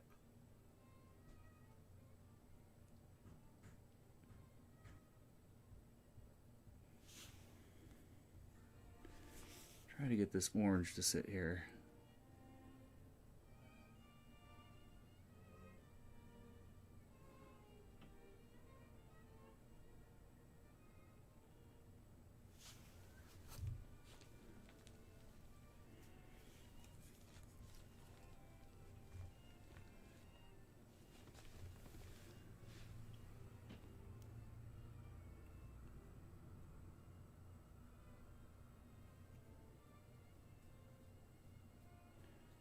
Just mixing up some gray, and from the bottom start pulling that up.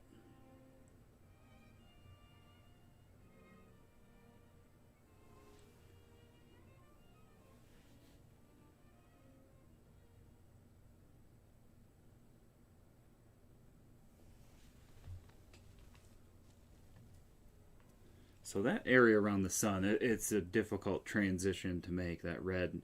That's something I'm going to work on, I think, over time, the rest of the day here. It's a tough part to nail down.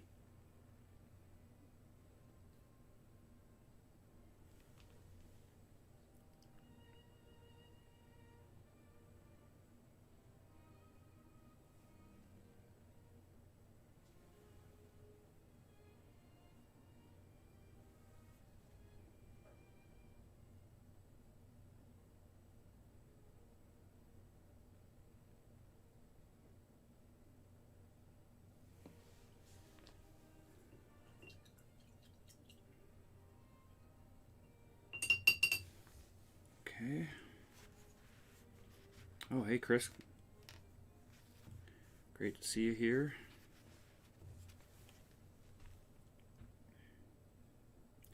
Yeah, I believe, is that the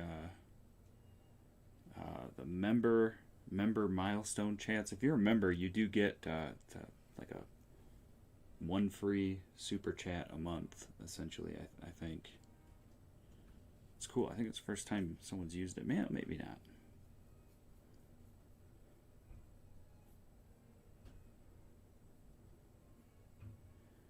All right. A bit more shadow right underneath that roof.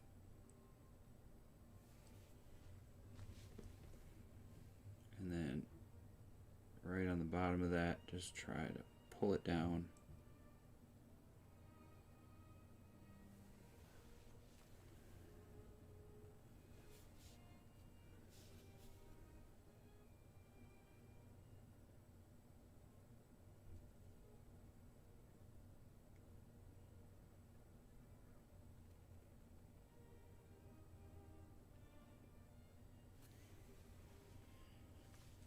Okay.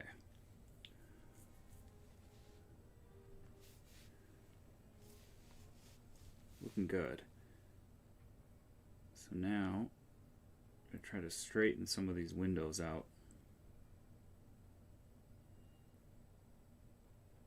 Don't have to be straight, but do my best here.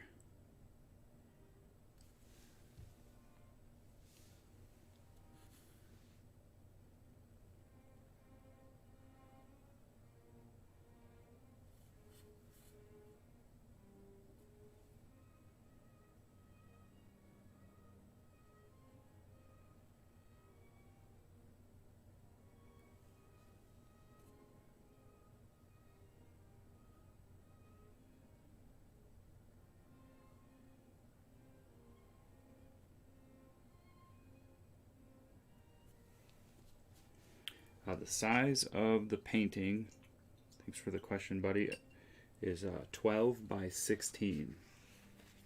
It's a hardboard that I gessoed.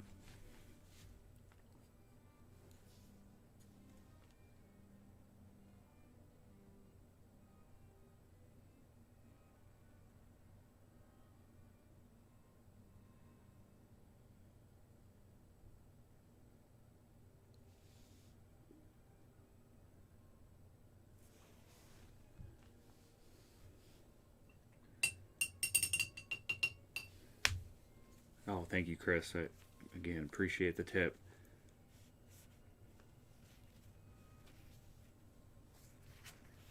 Just thank you, everybody, for all the support. Really appreciate that. Yes, it is oils.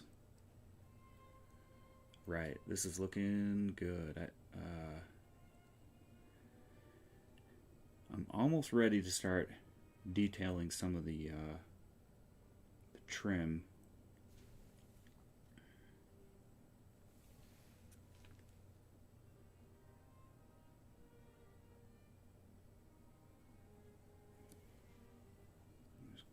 Fix this building back here. Just wanting to make sure things are nice and straight. I don't really want to get into it again.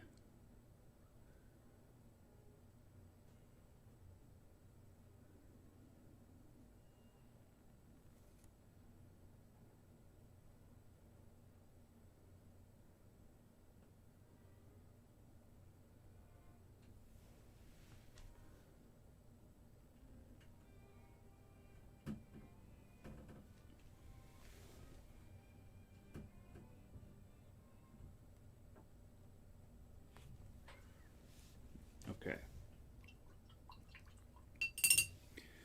So, I'm going to wash this another time here and pick up some of this. So this is just a cool gray, pretty light colored gray.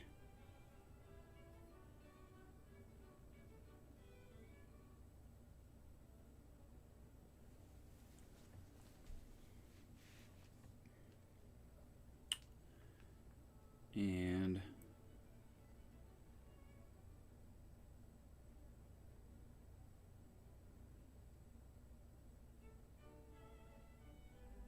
ever so carefully. Start adding some of this trim. And a lot of times when you start adding things like the trim on these buildings,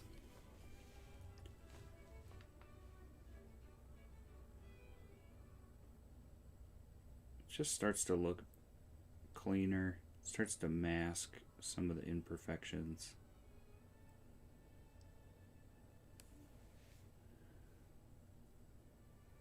You start to focus on some of these details rather than if anything is a little bit off.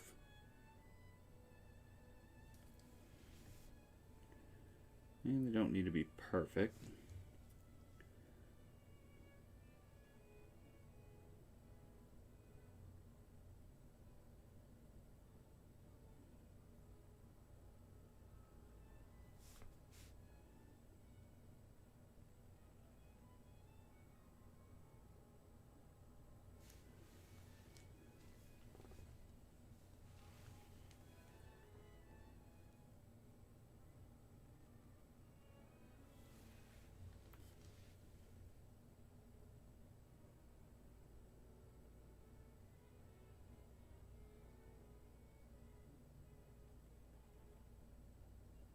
Very careful, trying to keep the lines straight.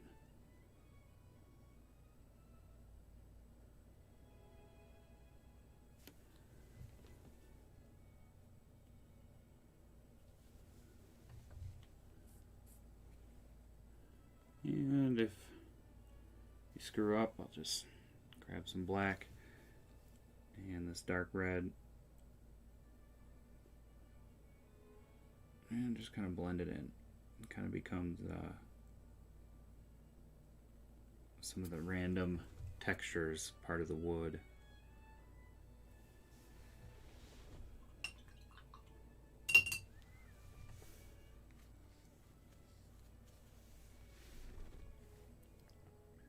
Just going to continue with that.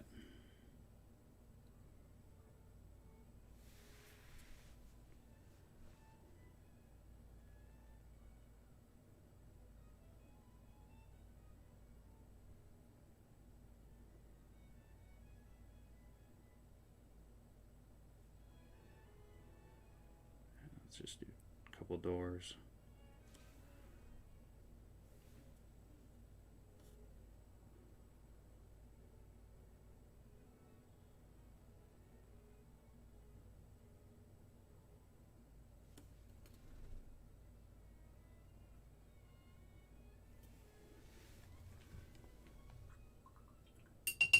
It's difficult. It's difficult to keep a straight line. A lot of times I'll use my palette here to just rest my hand, and that kind of gives me a rest. Okay. And you know what? I think I'm actually just going to leave those windows. Just leave that burnt sienna showing through right now.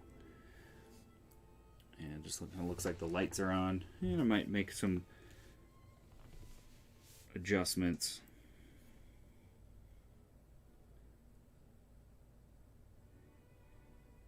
Just around the edge.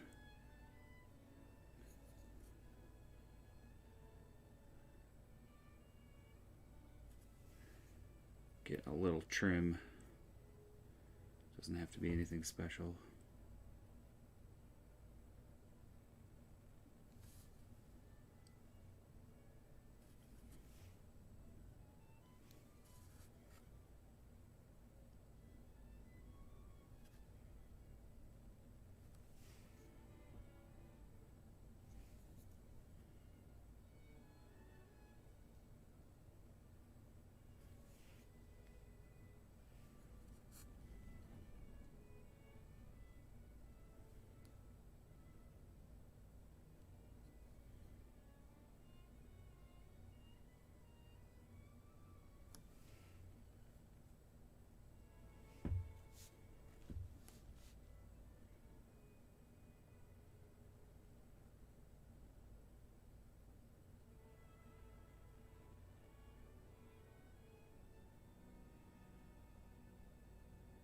And if anything gets sloppy, it can be adjusted. Because it's all wet paint, it's easily changed. And they can all be cleaned up as I go.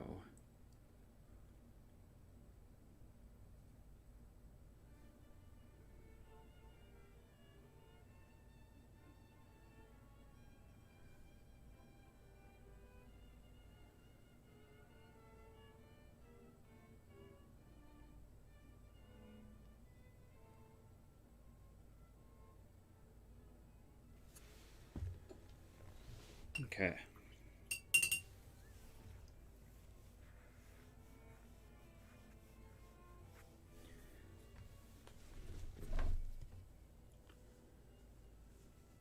And back, let's see.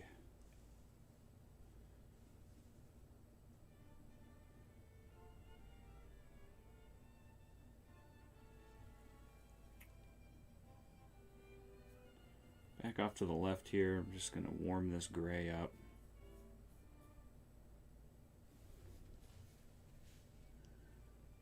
And pull that through. Didn't really cover it right there.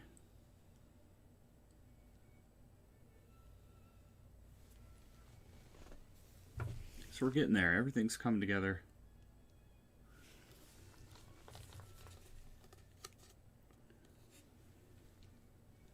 Gonna grab some more white. Got some more off to the side here, ready to go.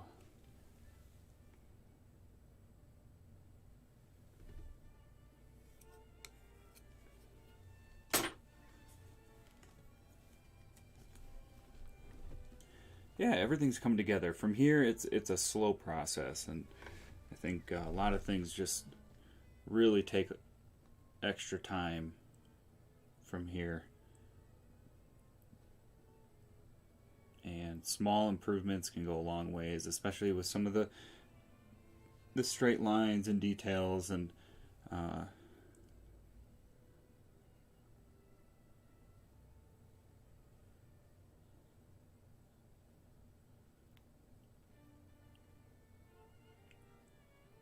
but as far as the time goes, what are we at? 2 hours. It really impressed myself with getting some of this barn together.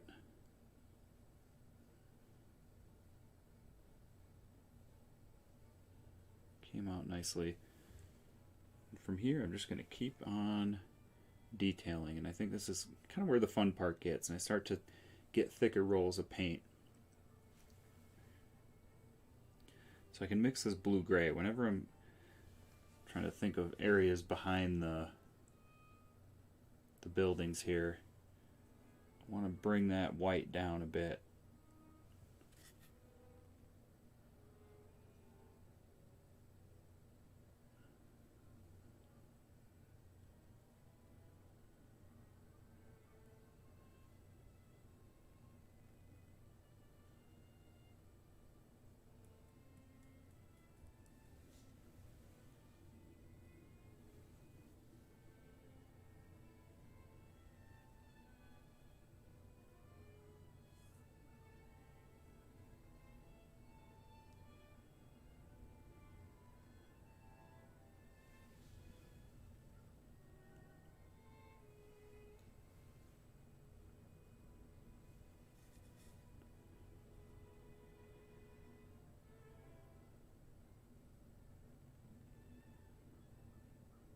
On the foreground, it's going to be some grass, and I'm going to do some sagebrush in the foreground.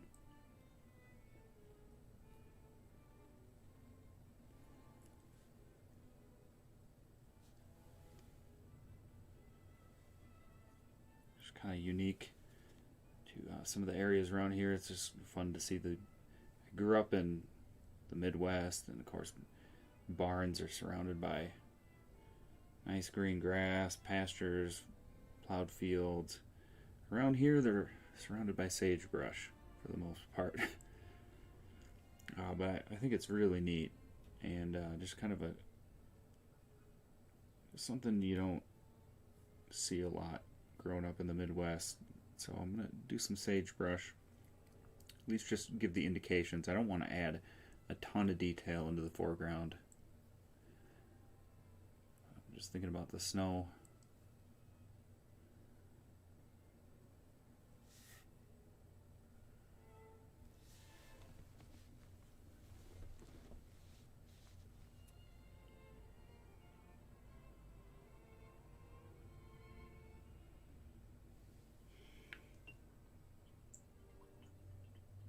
And as I start adding some of that snow color, I think I might just brighten up some of the parts of the barn and grab some of this red. And this is the detailing I'm talking about, where I can continue to go back in and poke at this. So I'm going to take this red color, and it should blend in. So it's going to kind of produce something in between what I have. And I'll use this to start creating some additional, just get a clean pile of it over here. I'm picking up some white and I don't want that. So I kind of use this to start cleaning up some of my lines. If something doesn't look right, if some of the lines look off, now I can kind of go in as I'm detailing and start to add some of the highlights within the barn. And I like to do this after adding things like the window trim or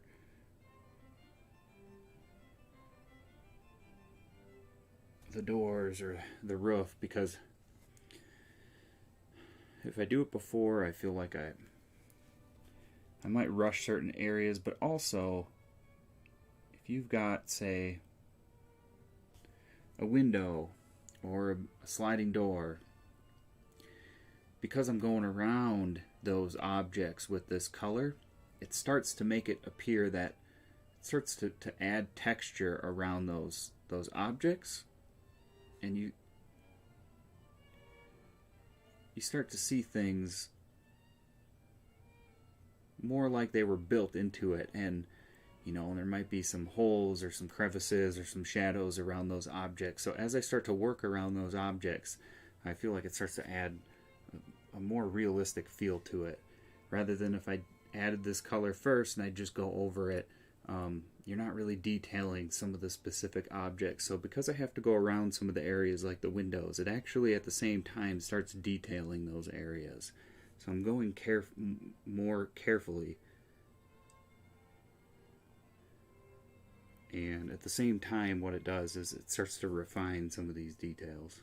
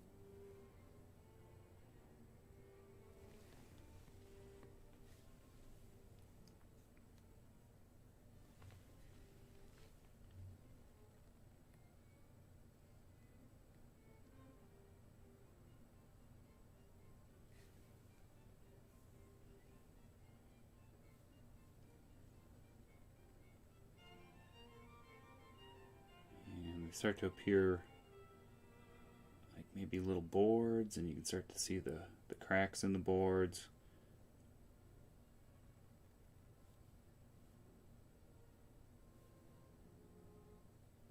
Oop. I just covered up my window a little bit there, but that's alright. I can fix that later.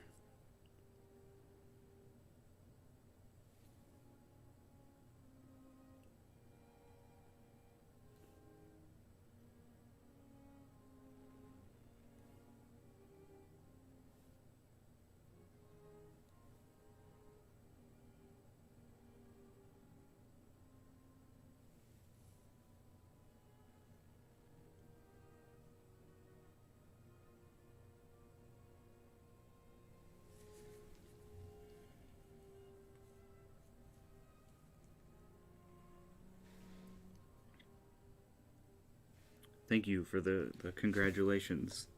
Allie, is it? Thank you, I really appreciate it. We're looking forward to it.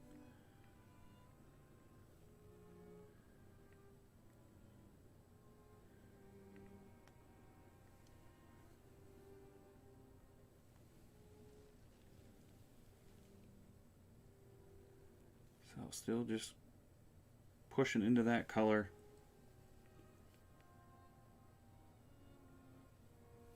Just lifting up.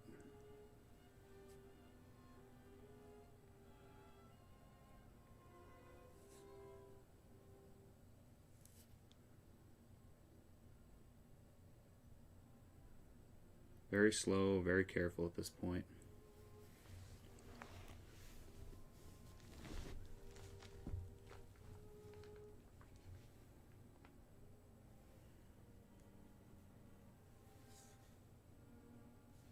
And I think over here, I don't want every building to be red. Maybe what I'll do is grab some blue here.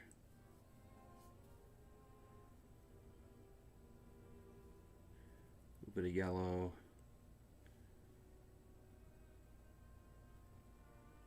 And orange. Just mixing something different.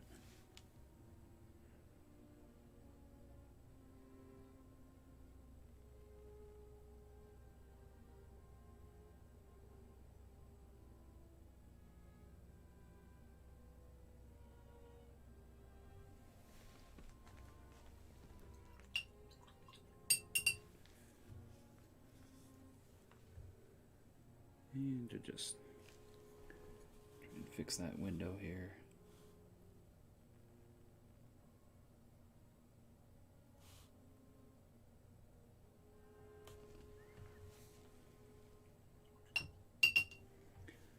All right. So now, as things start to take shape, I'm going to add a few more details in front of the barn.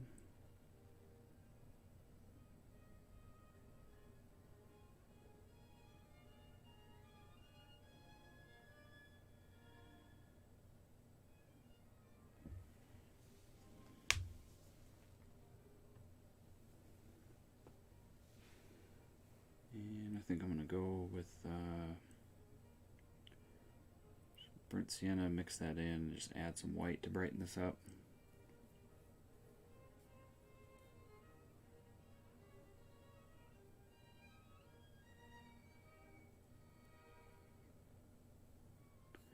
And we're going to put some wood fencing in.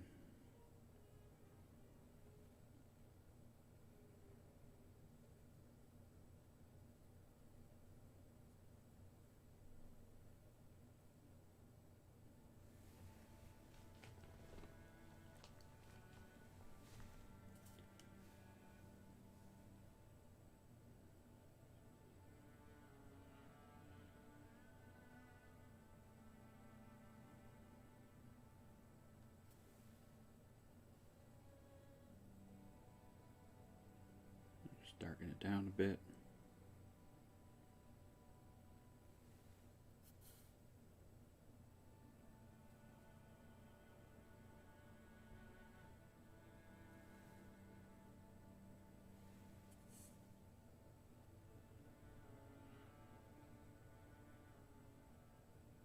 So I'm getting a nice thick roll of paint of this color, and this dagger brush is really good about just a very, very light pressure, and it just lets it roll right off.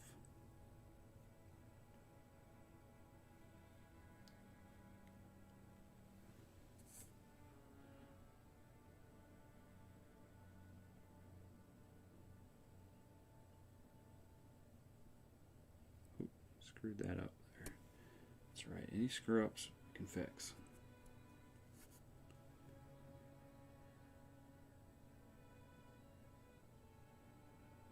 Just ignore it for now.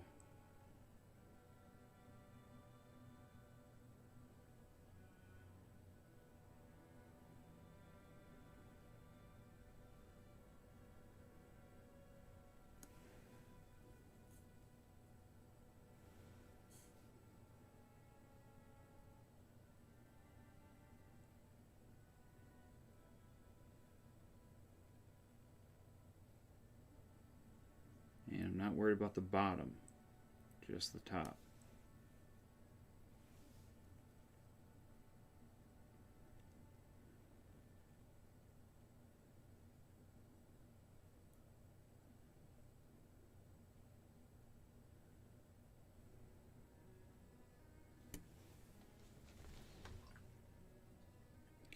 I'm going to wash my brush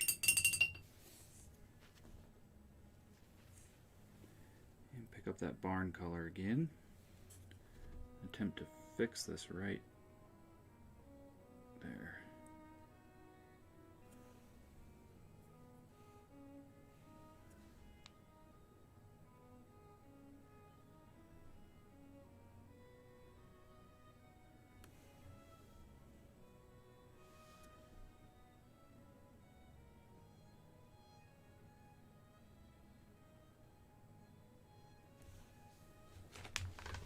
Little imperfections, but that's quite all right.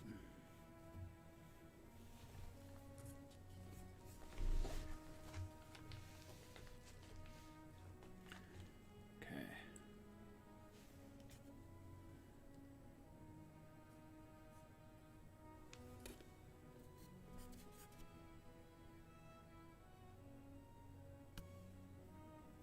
Add some darker color to this.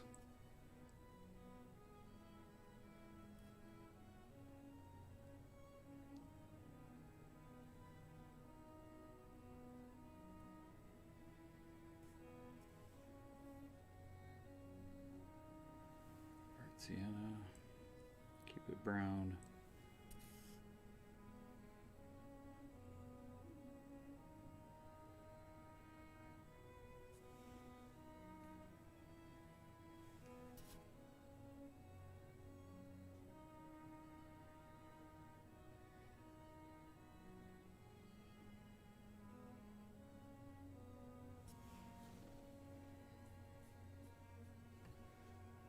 Okay.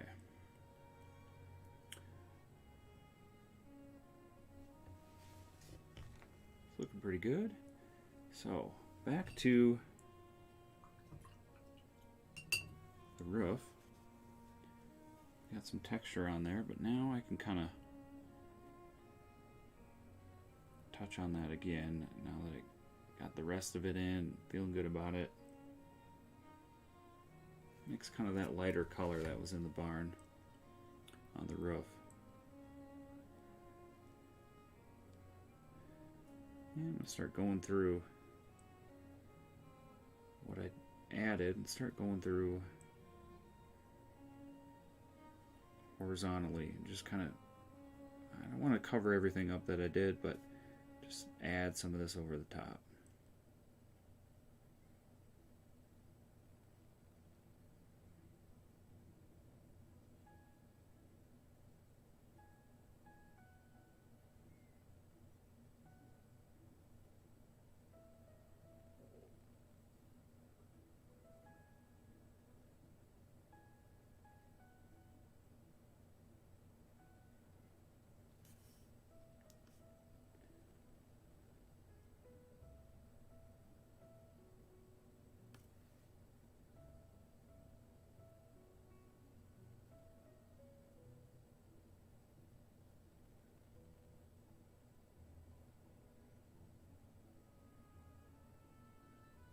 Padding on a few of these details.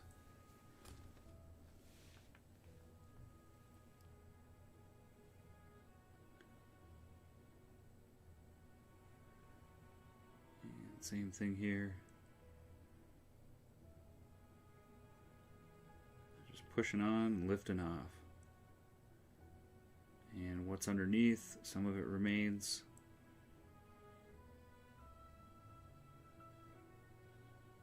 Just starts to add some interesting texture, starts to get you to think that they're shingles. Just part of the steel roof.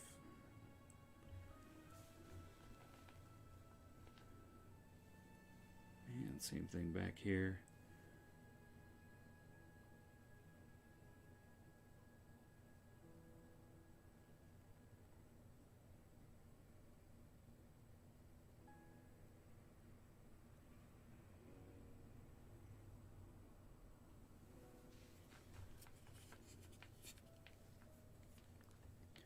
Beautiful.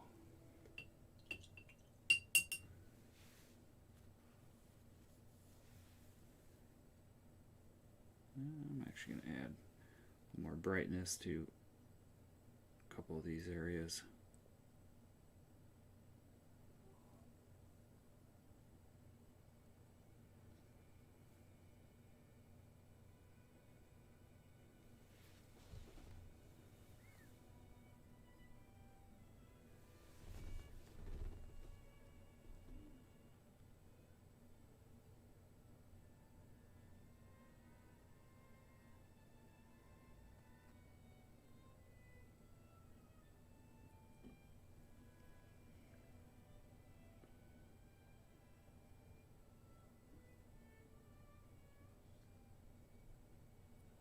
Pulling down, it's kind of just separating the roof right here.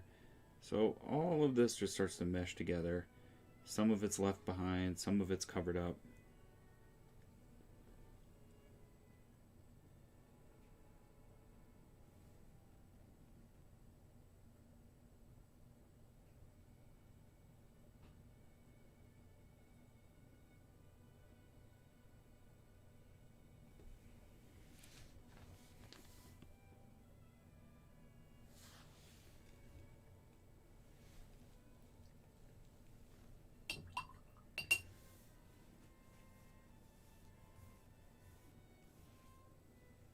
And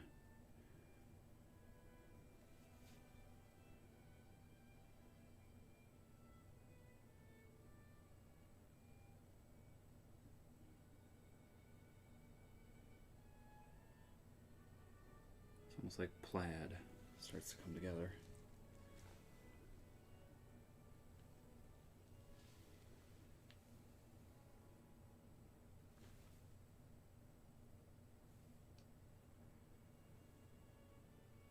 A little darker color.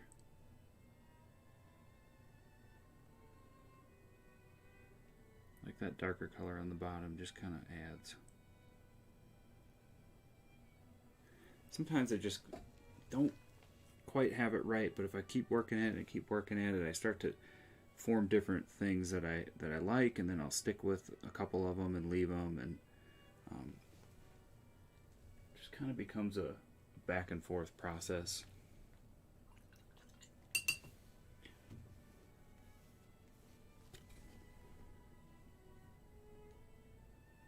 But now I feel like the kind of the fun part starts, and I have a long way to go with some of the detailing I want to do.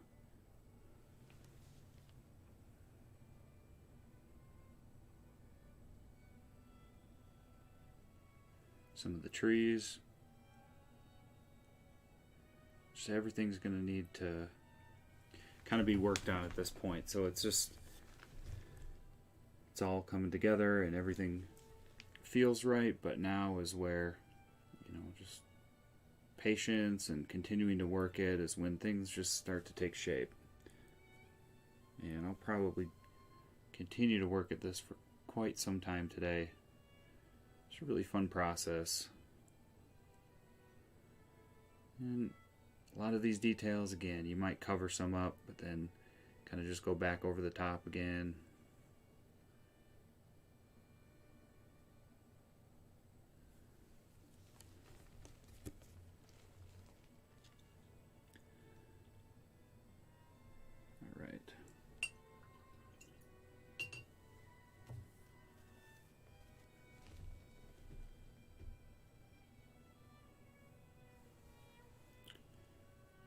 Some of the foreground, and let's start thinking about some of the grasses. So before I get any further, there might be some things that I'm not totally satisfied with.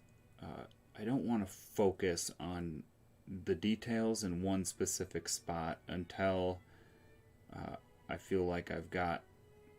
I like to work things kind of at an equal pace, and I don't want to ignore the foreground and spend all this time on the barn and then realize I didn't need to put in that much effort into certain areas, and so I just continue to go to different areas throughout the painting and try to progress them together. So I'm going to switch to some of the foreground, and I'd like to get the grass in place. I think I'm going to have possibly another fence, kind of a nice wooden fence coming through the foreground.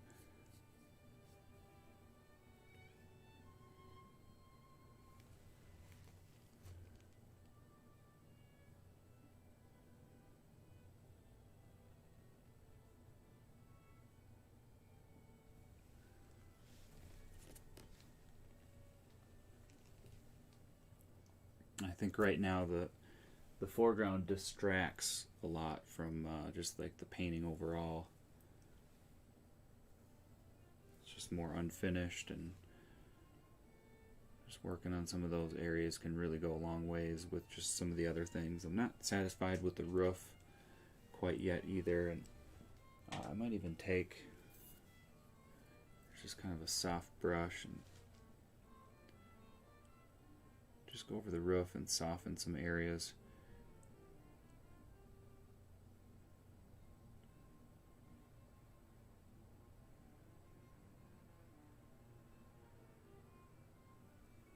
Hopefully it just gives you kind of a good general idea of, different ways you can produce effects on like a roof, and depending on the style, what kind it is. So it's just a really soft, dry brush. And at first I feel like I like the roof on, but then on the main barn here, but then too much detail. But the oils just let you to continue modifying it until you feel like you have it.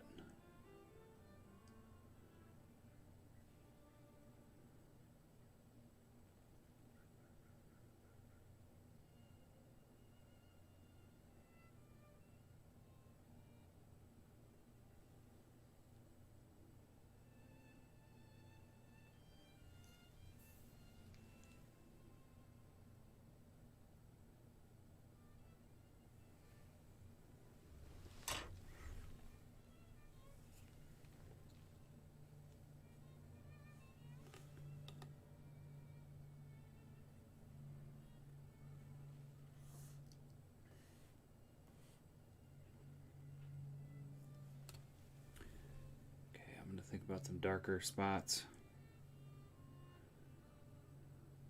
in the foreground, and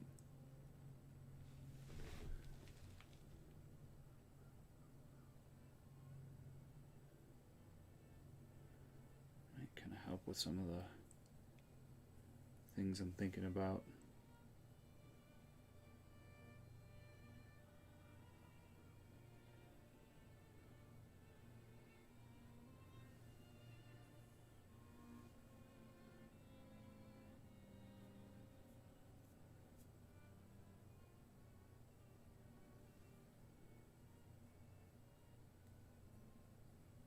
So this is black and burnt sienna.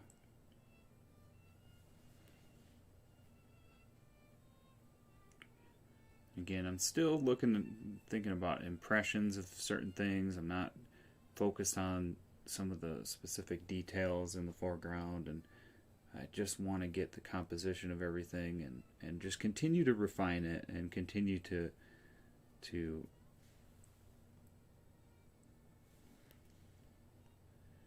make some of these shapes a little more accurate and representative to what they're supposed to be.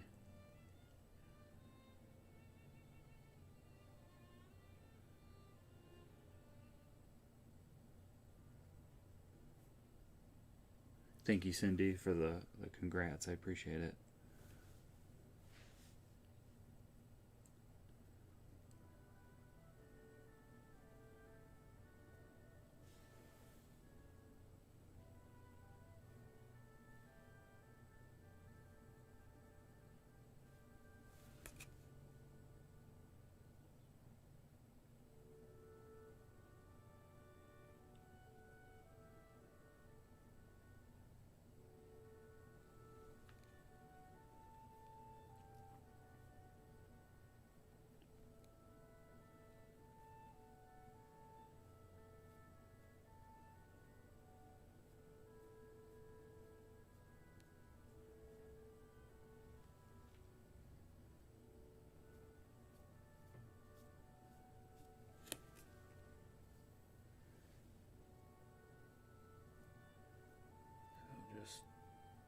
planting the brush and pulling it up.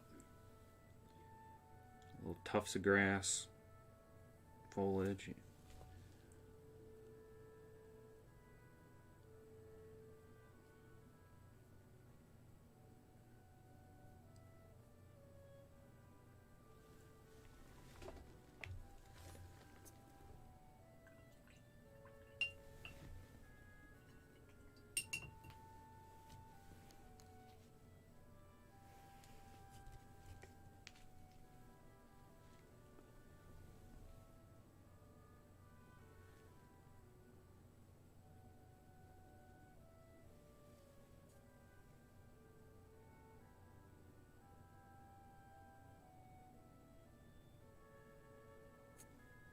Just straighten some edges.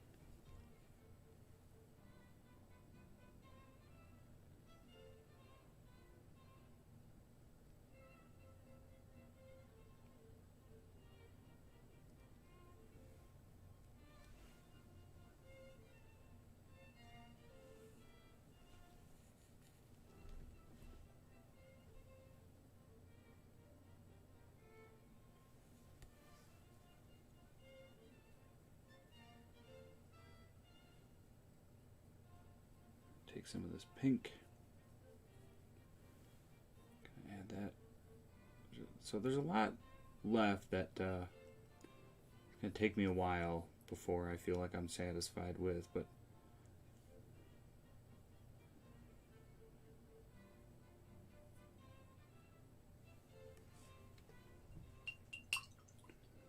it's very tedious.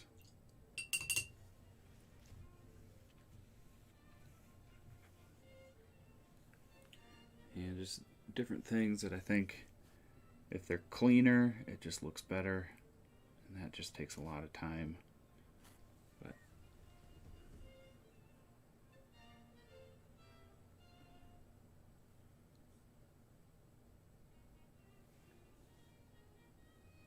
overall, it's not bad.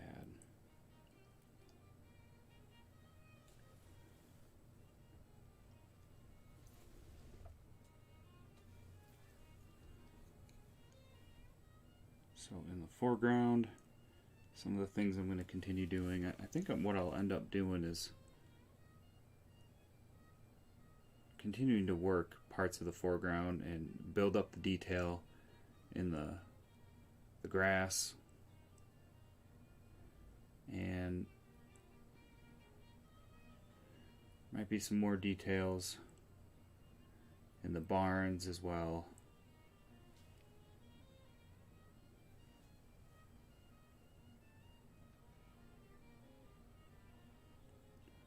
And I'm just going to continue working at it and probably just stick with the dagger brush.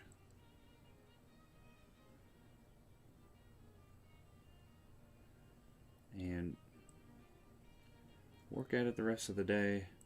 Got a long ways to go, I feel like, but I hope this was helpful. I hope that kind of helped you with getting started on if you're ever working on a building or a barn. Kind of the way I think about them.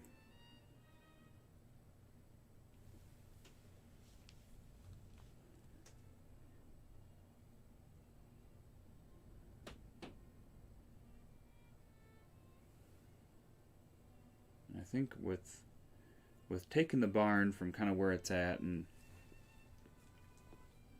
bringing it to that next place where it really feels more real and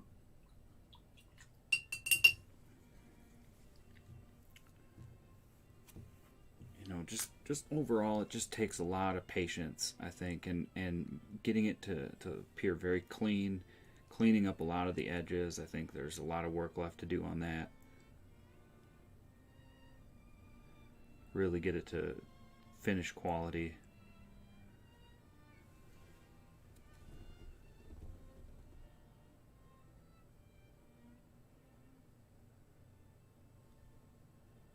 Some of the things like the sun, just different pieces that just need some very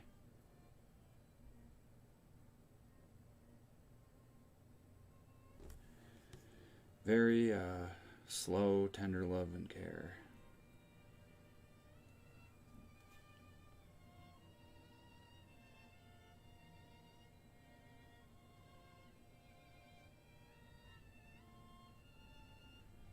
And I might go over some spots and cover them up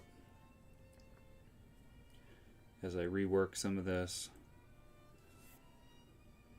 like the trees, but it's all part of the process and part of getting something to look just how you'd like it to.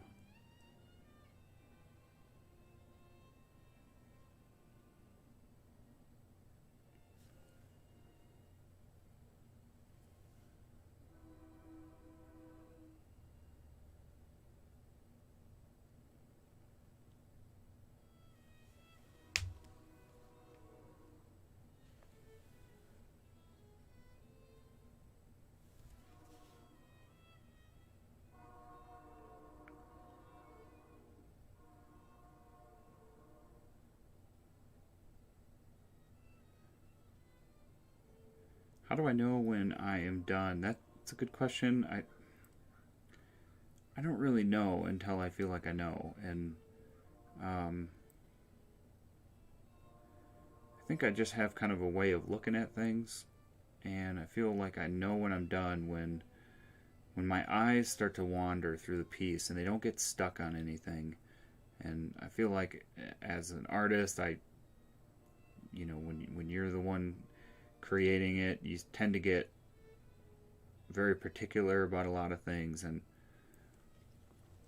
I feel like once those things that poke out at me start to just disappear, and I find myself really wandering throughout the painting and not really getting hung up on any details or anything that I might see off. I think that's kind of when I know that I'm finished. And again, I think that's probably a personal endeavor. But I always know that I'm very close when my eyes really start to wander. Some of the things that I'm not just 100% satisfied with is some of the tones, some of the textures on the buildings.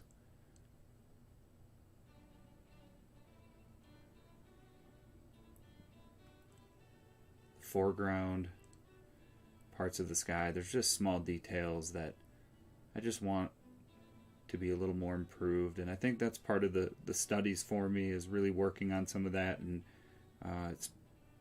I get very detailed and involved with some of the larger paintings that I do, and so I like to kind of approach these smaller paintings in the same way.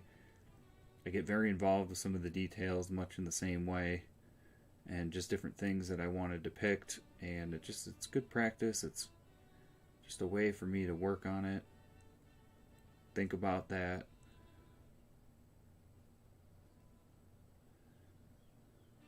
But I think the more of these smaller paintings, these studies and exercises, that question is more easily answered just the more that I kind of get under my belt. And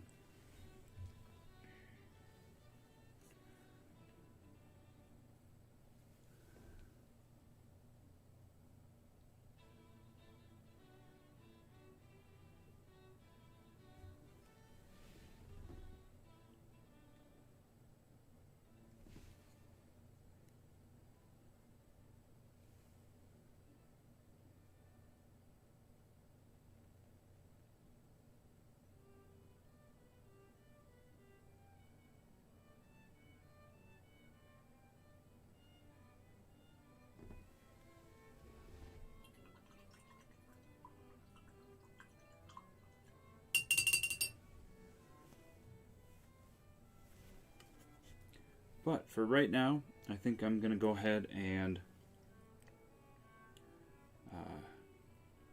get up and take a break. And so much of this, and part of that question of how do I know when it's done, so much of this is answered when I step back from it. I take a break, I go do something else. It really helps me to go for a hike, and I'll probably do that and just get outside, and the paint is going to be fine. It's going to stay wet, and I think that's just another thing, kind of why I like working with oils. It just allows me to take my time. It allows me to take breaks and get outside and go do something, and when I come back, it's just things just kind of start appearing different. And most of the time when I come back and sit down, I immediately just kind of have an aha moment and go, yeah, that's that part right there. I could maybe try this with it and try that with it, and then it just helps me to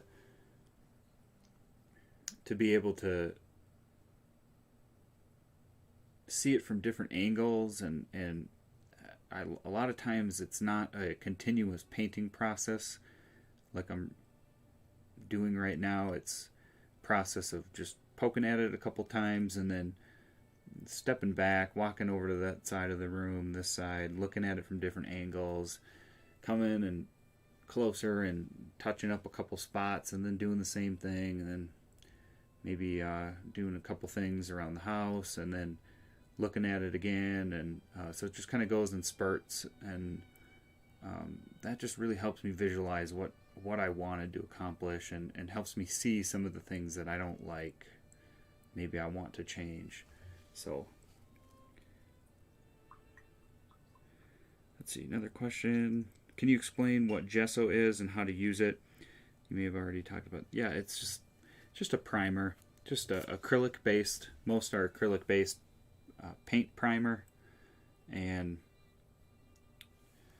it just gets painted onto the surface, and then sometimes I sand it. So it's just nothing more than just a paint primer. Yeah, and then things like the light. I don't know yet if I'm going to have the light out of the windows reflecting on the ground. Perhaps, but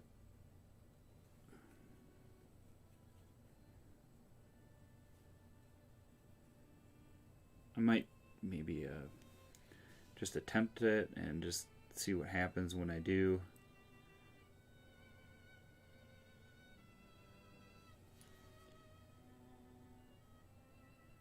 But if I'm going to have light reflecting, sometimes it helps to just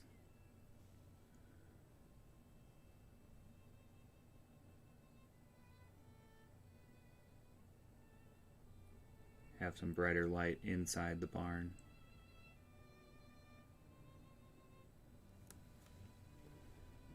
Like so.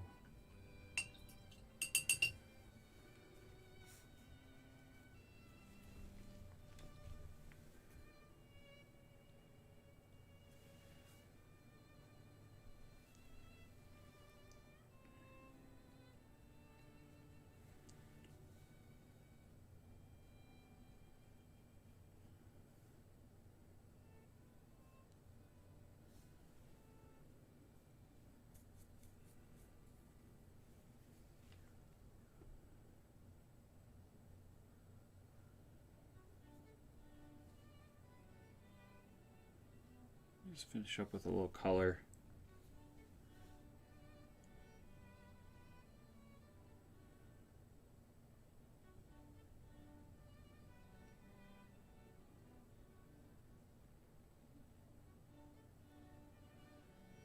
Kind of wanted it to be more about the color of the sun hitting the grass in the foreground here. So I'm going to work at that as well. Doesn't have a lot of color yet. I think I want to add some more, especially as I'm seeing this go on.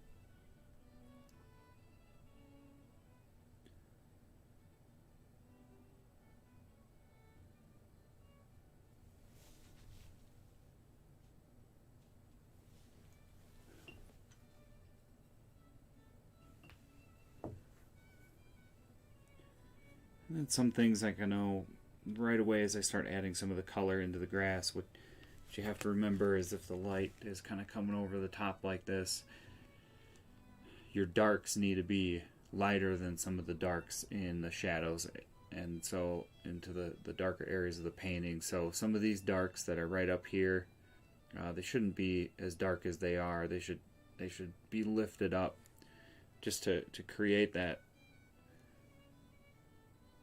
luminous, bright glow type of feeling. That's what's really important is remembering that your dark should get lighter as you get into some of the highlighted areas and some of the areas that are glowing, and they should progress evenly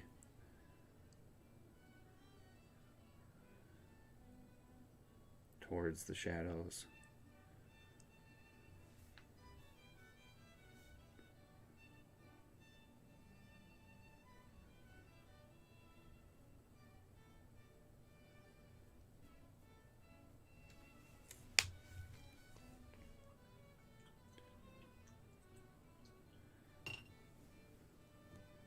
And it'll build over time. I'm excited to share. I'll share the time lapse, and I'll have the rest of the real time. I'll post that to the members as I continue to work at this.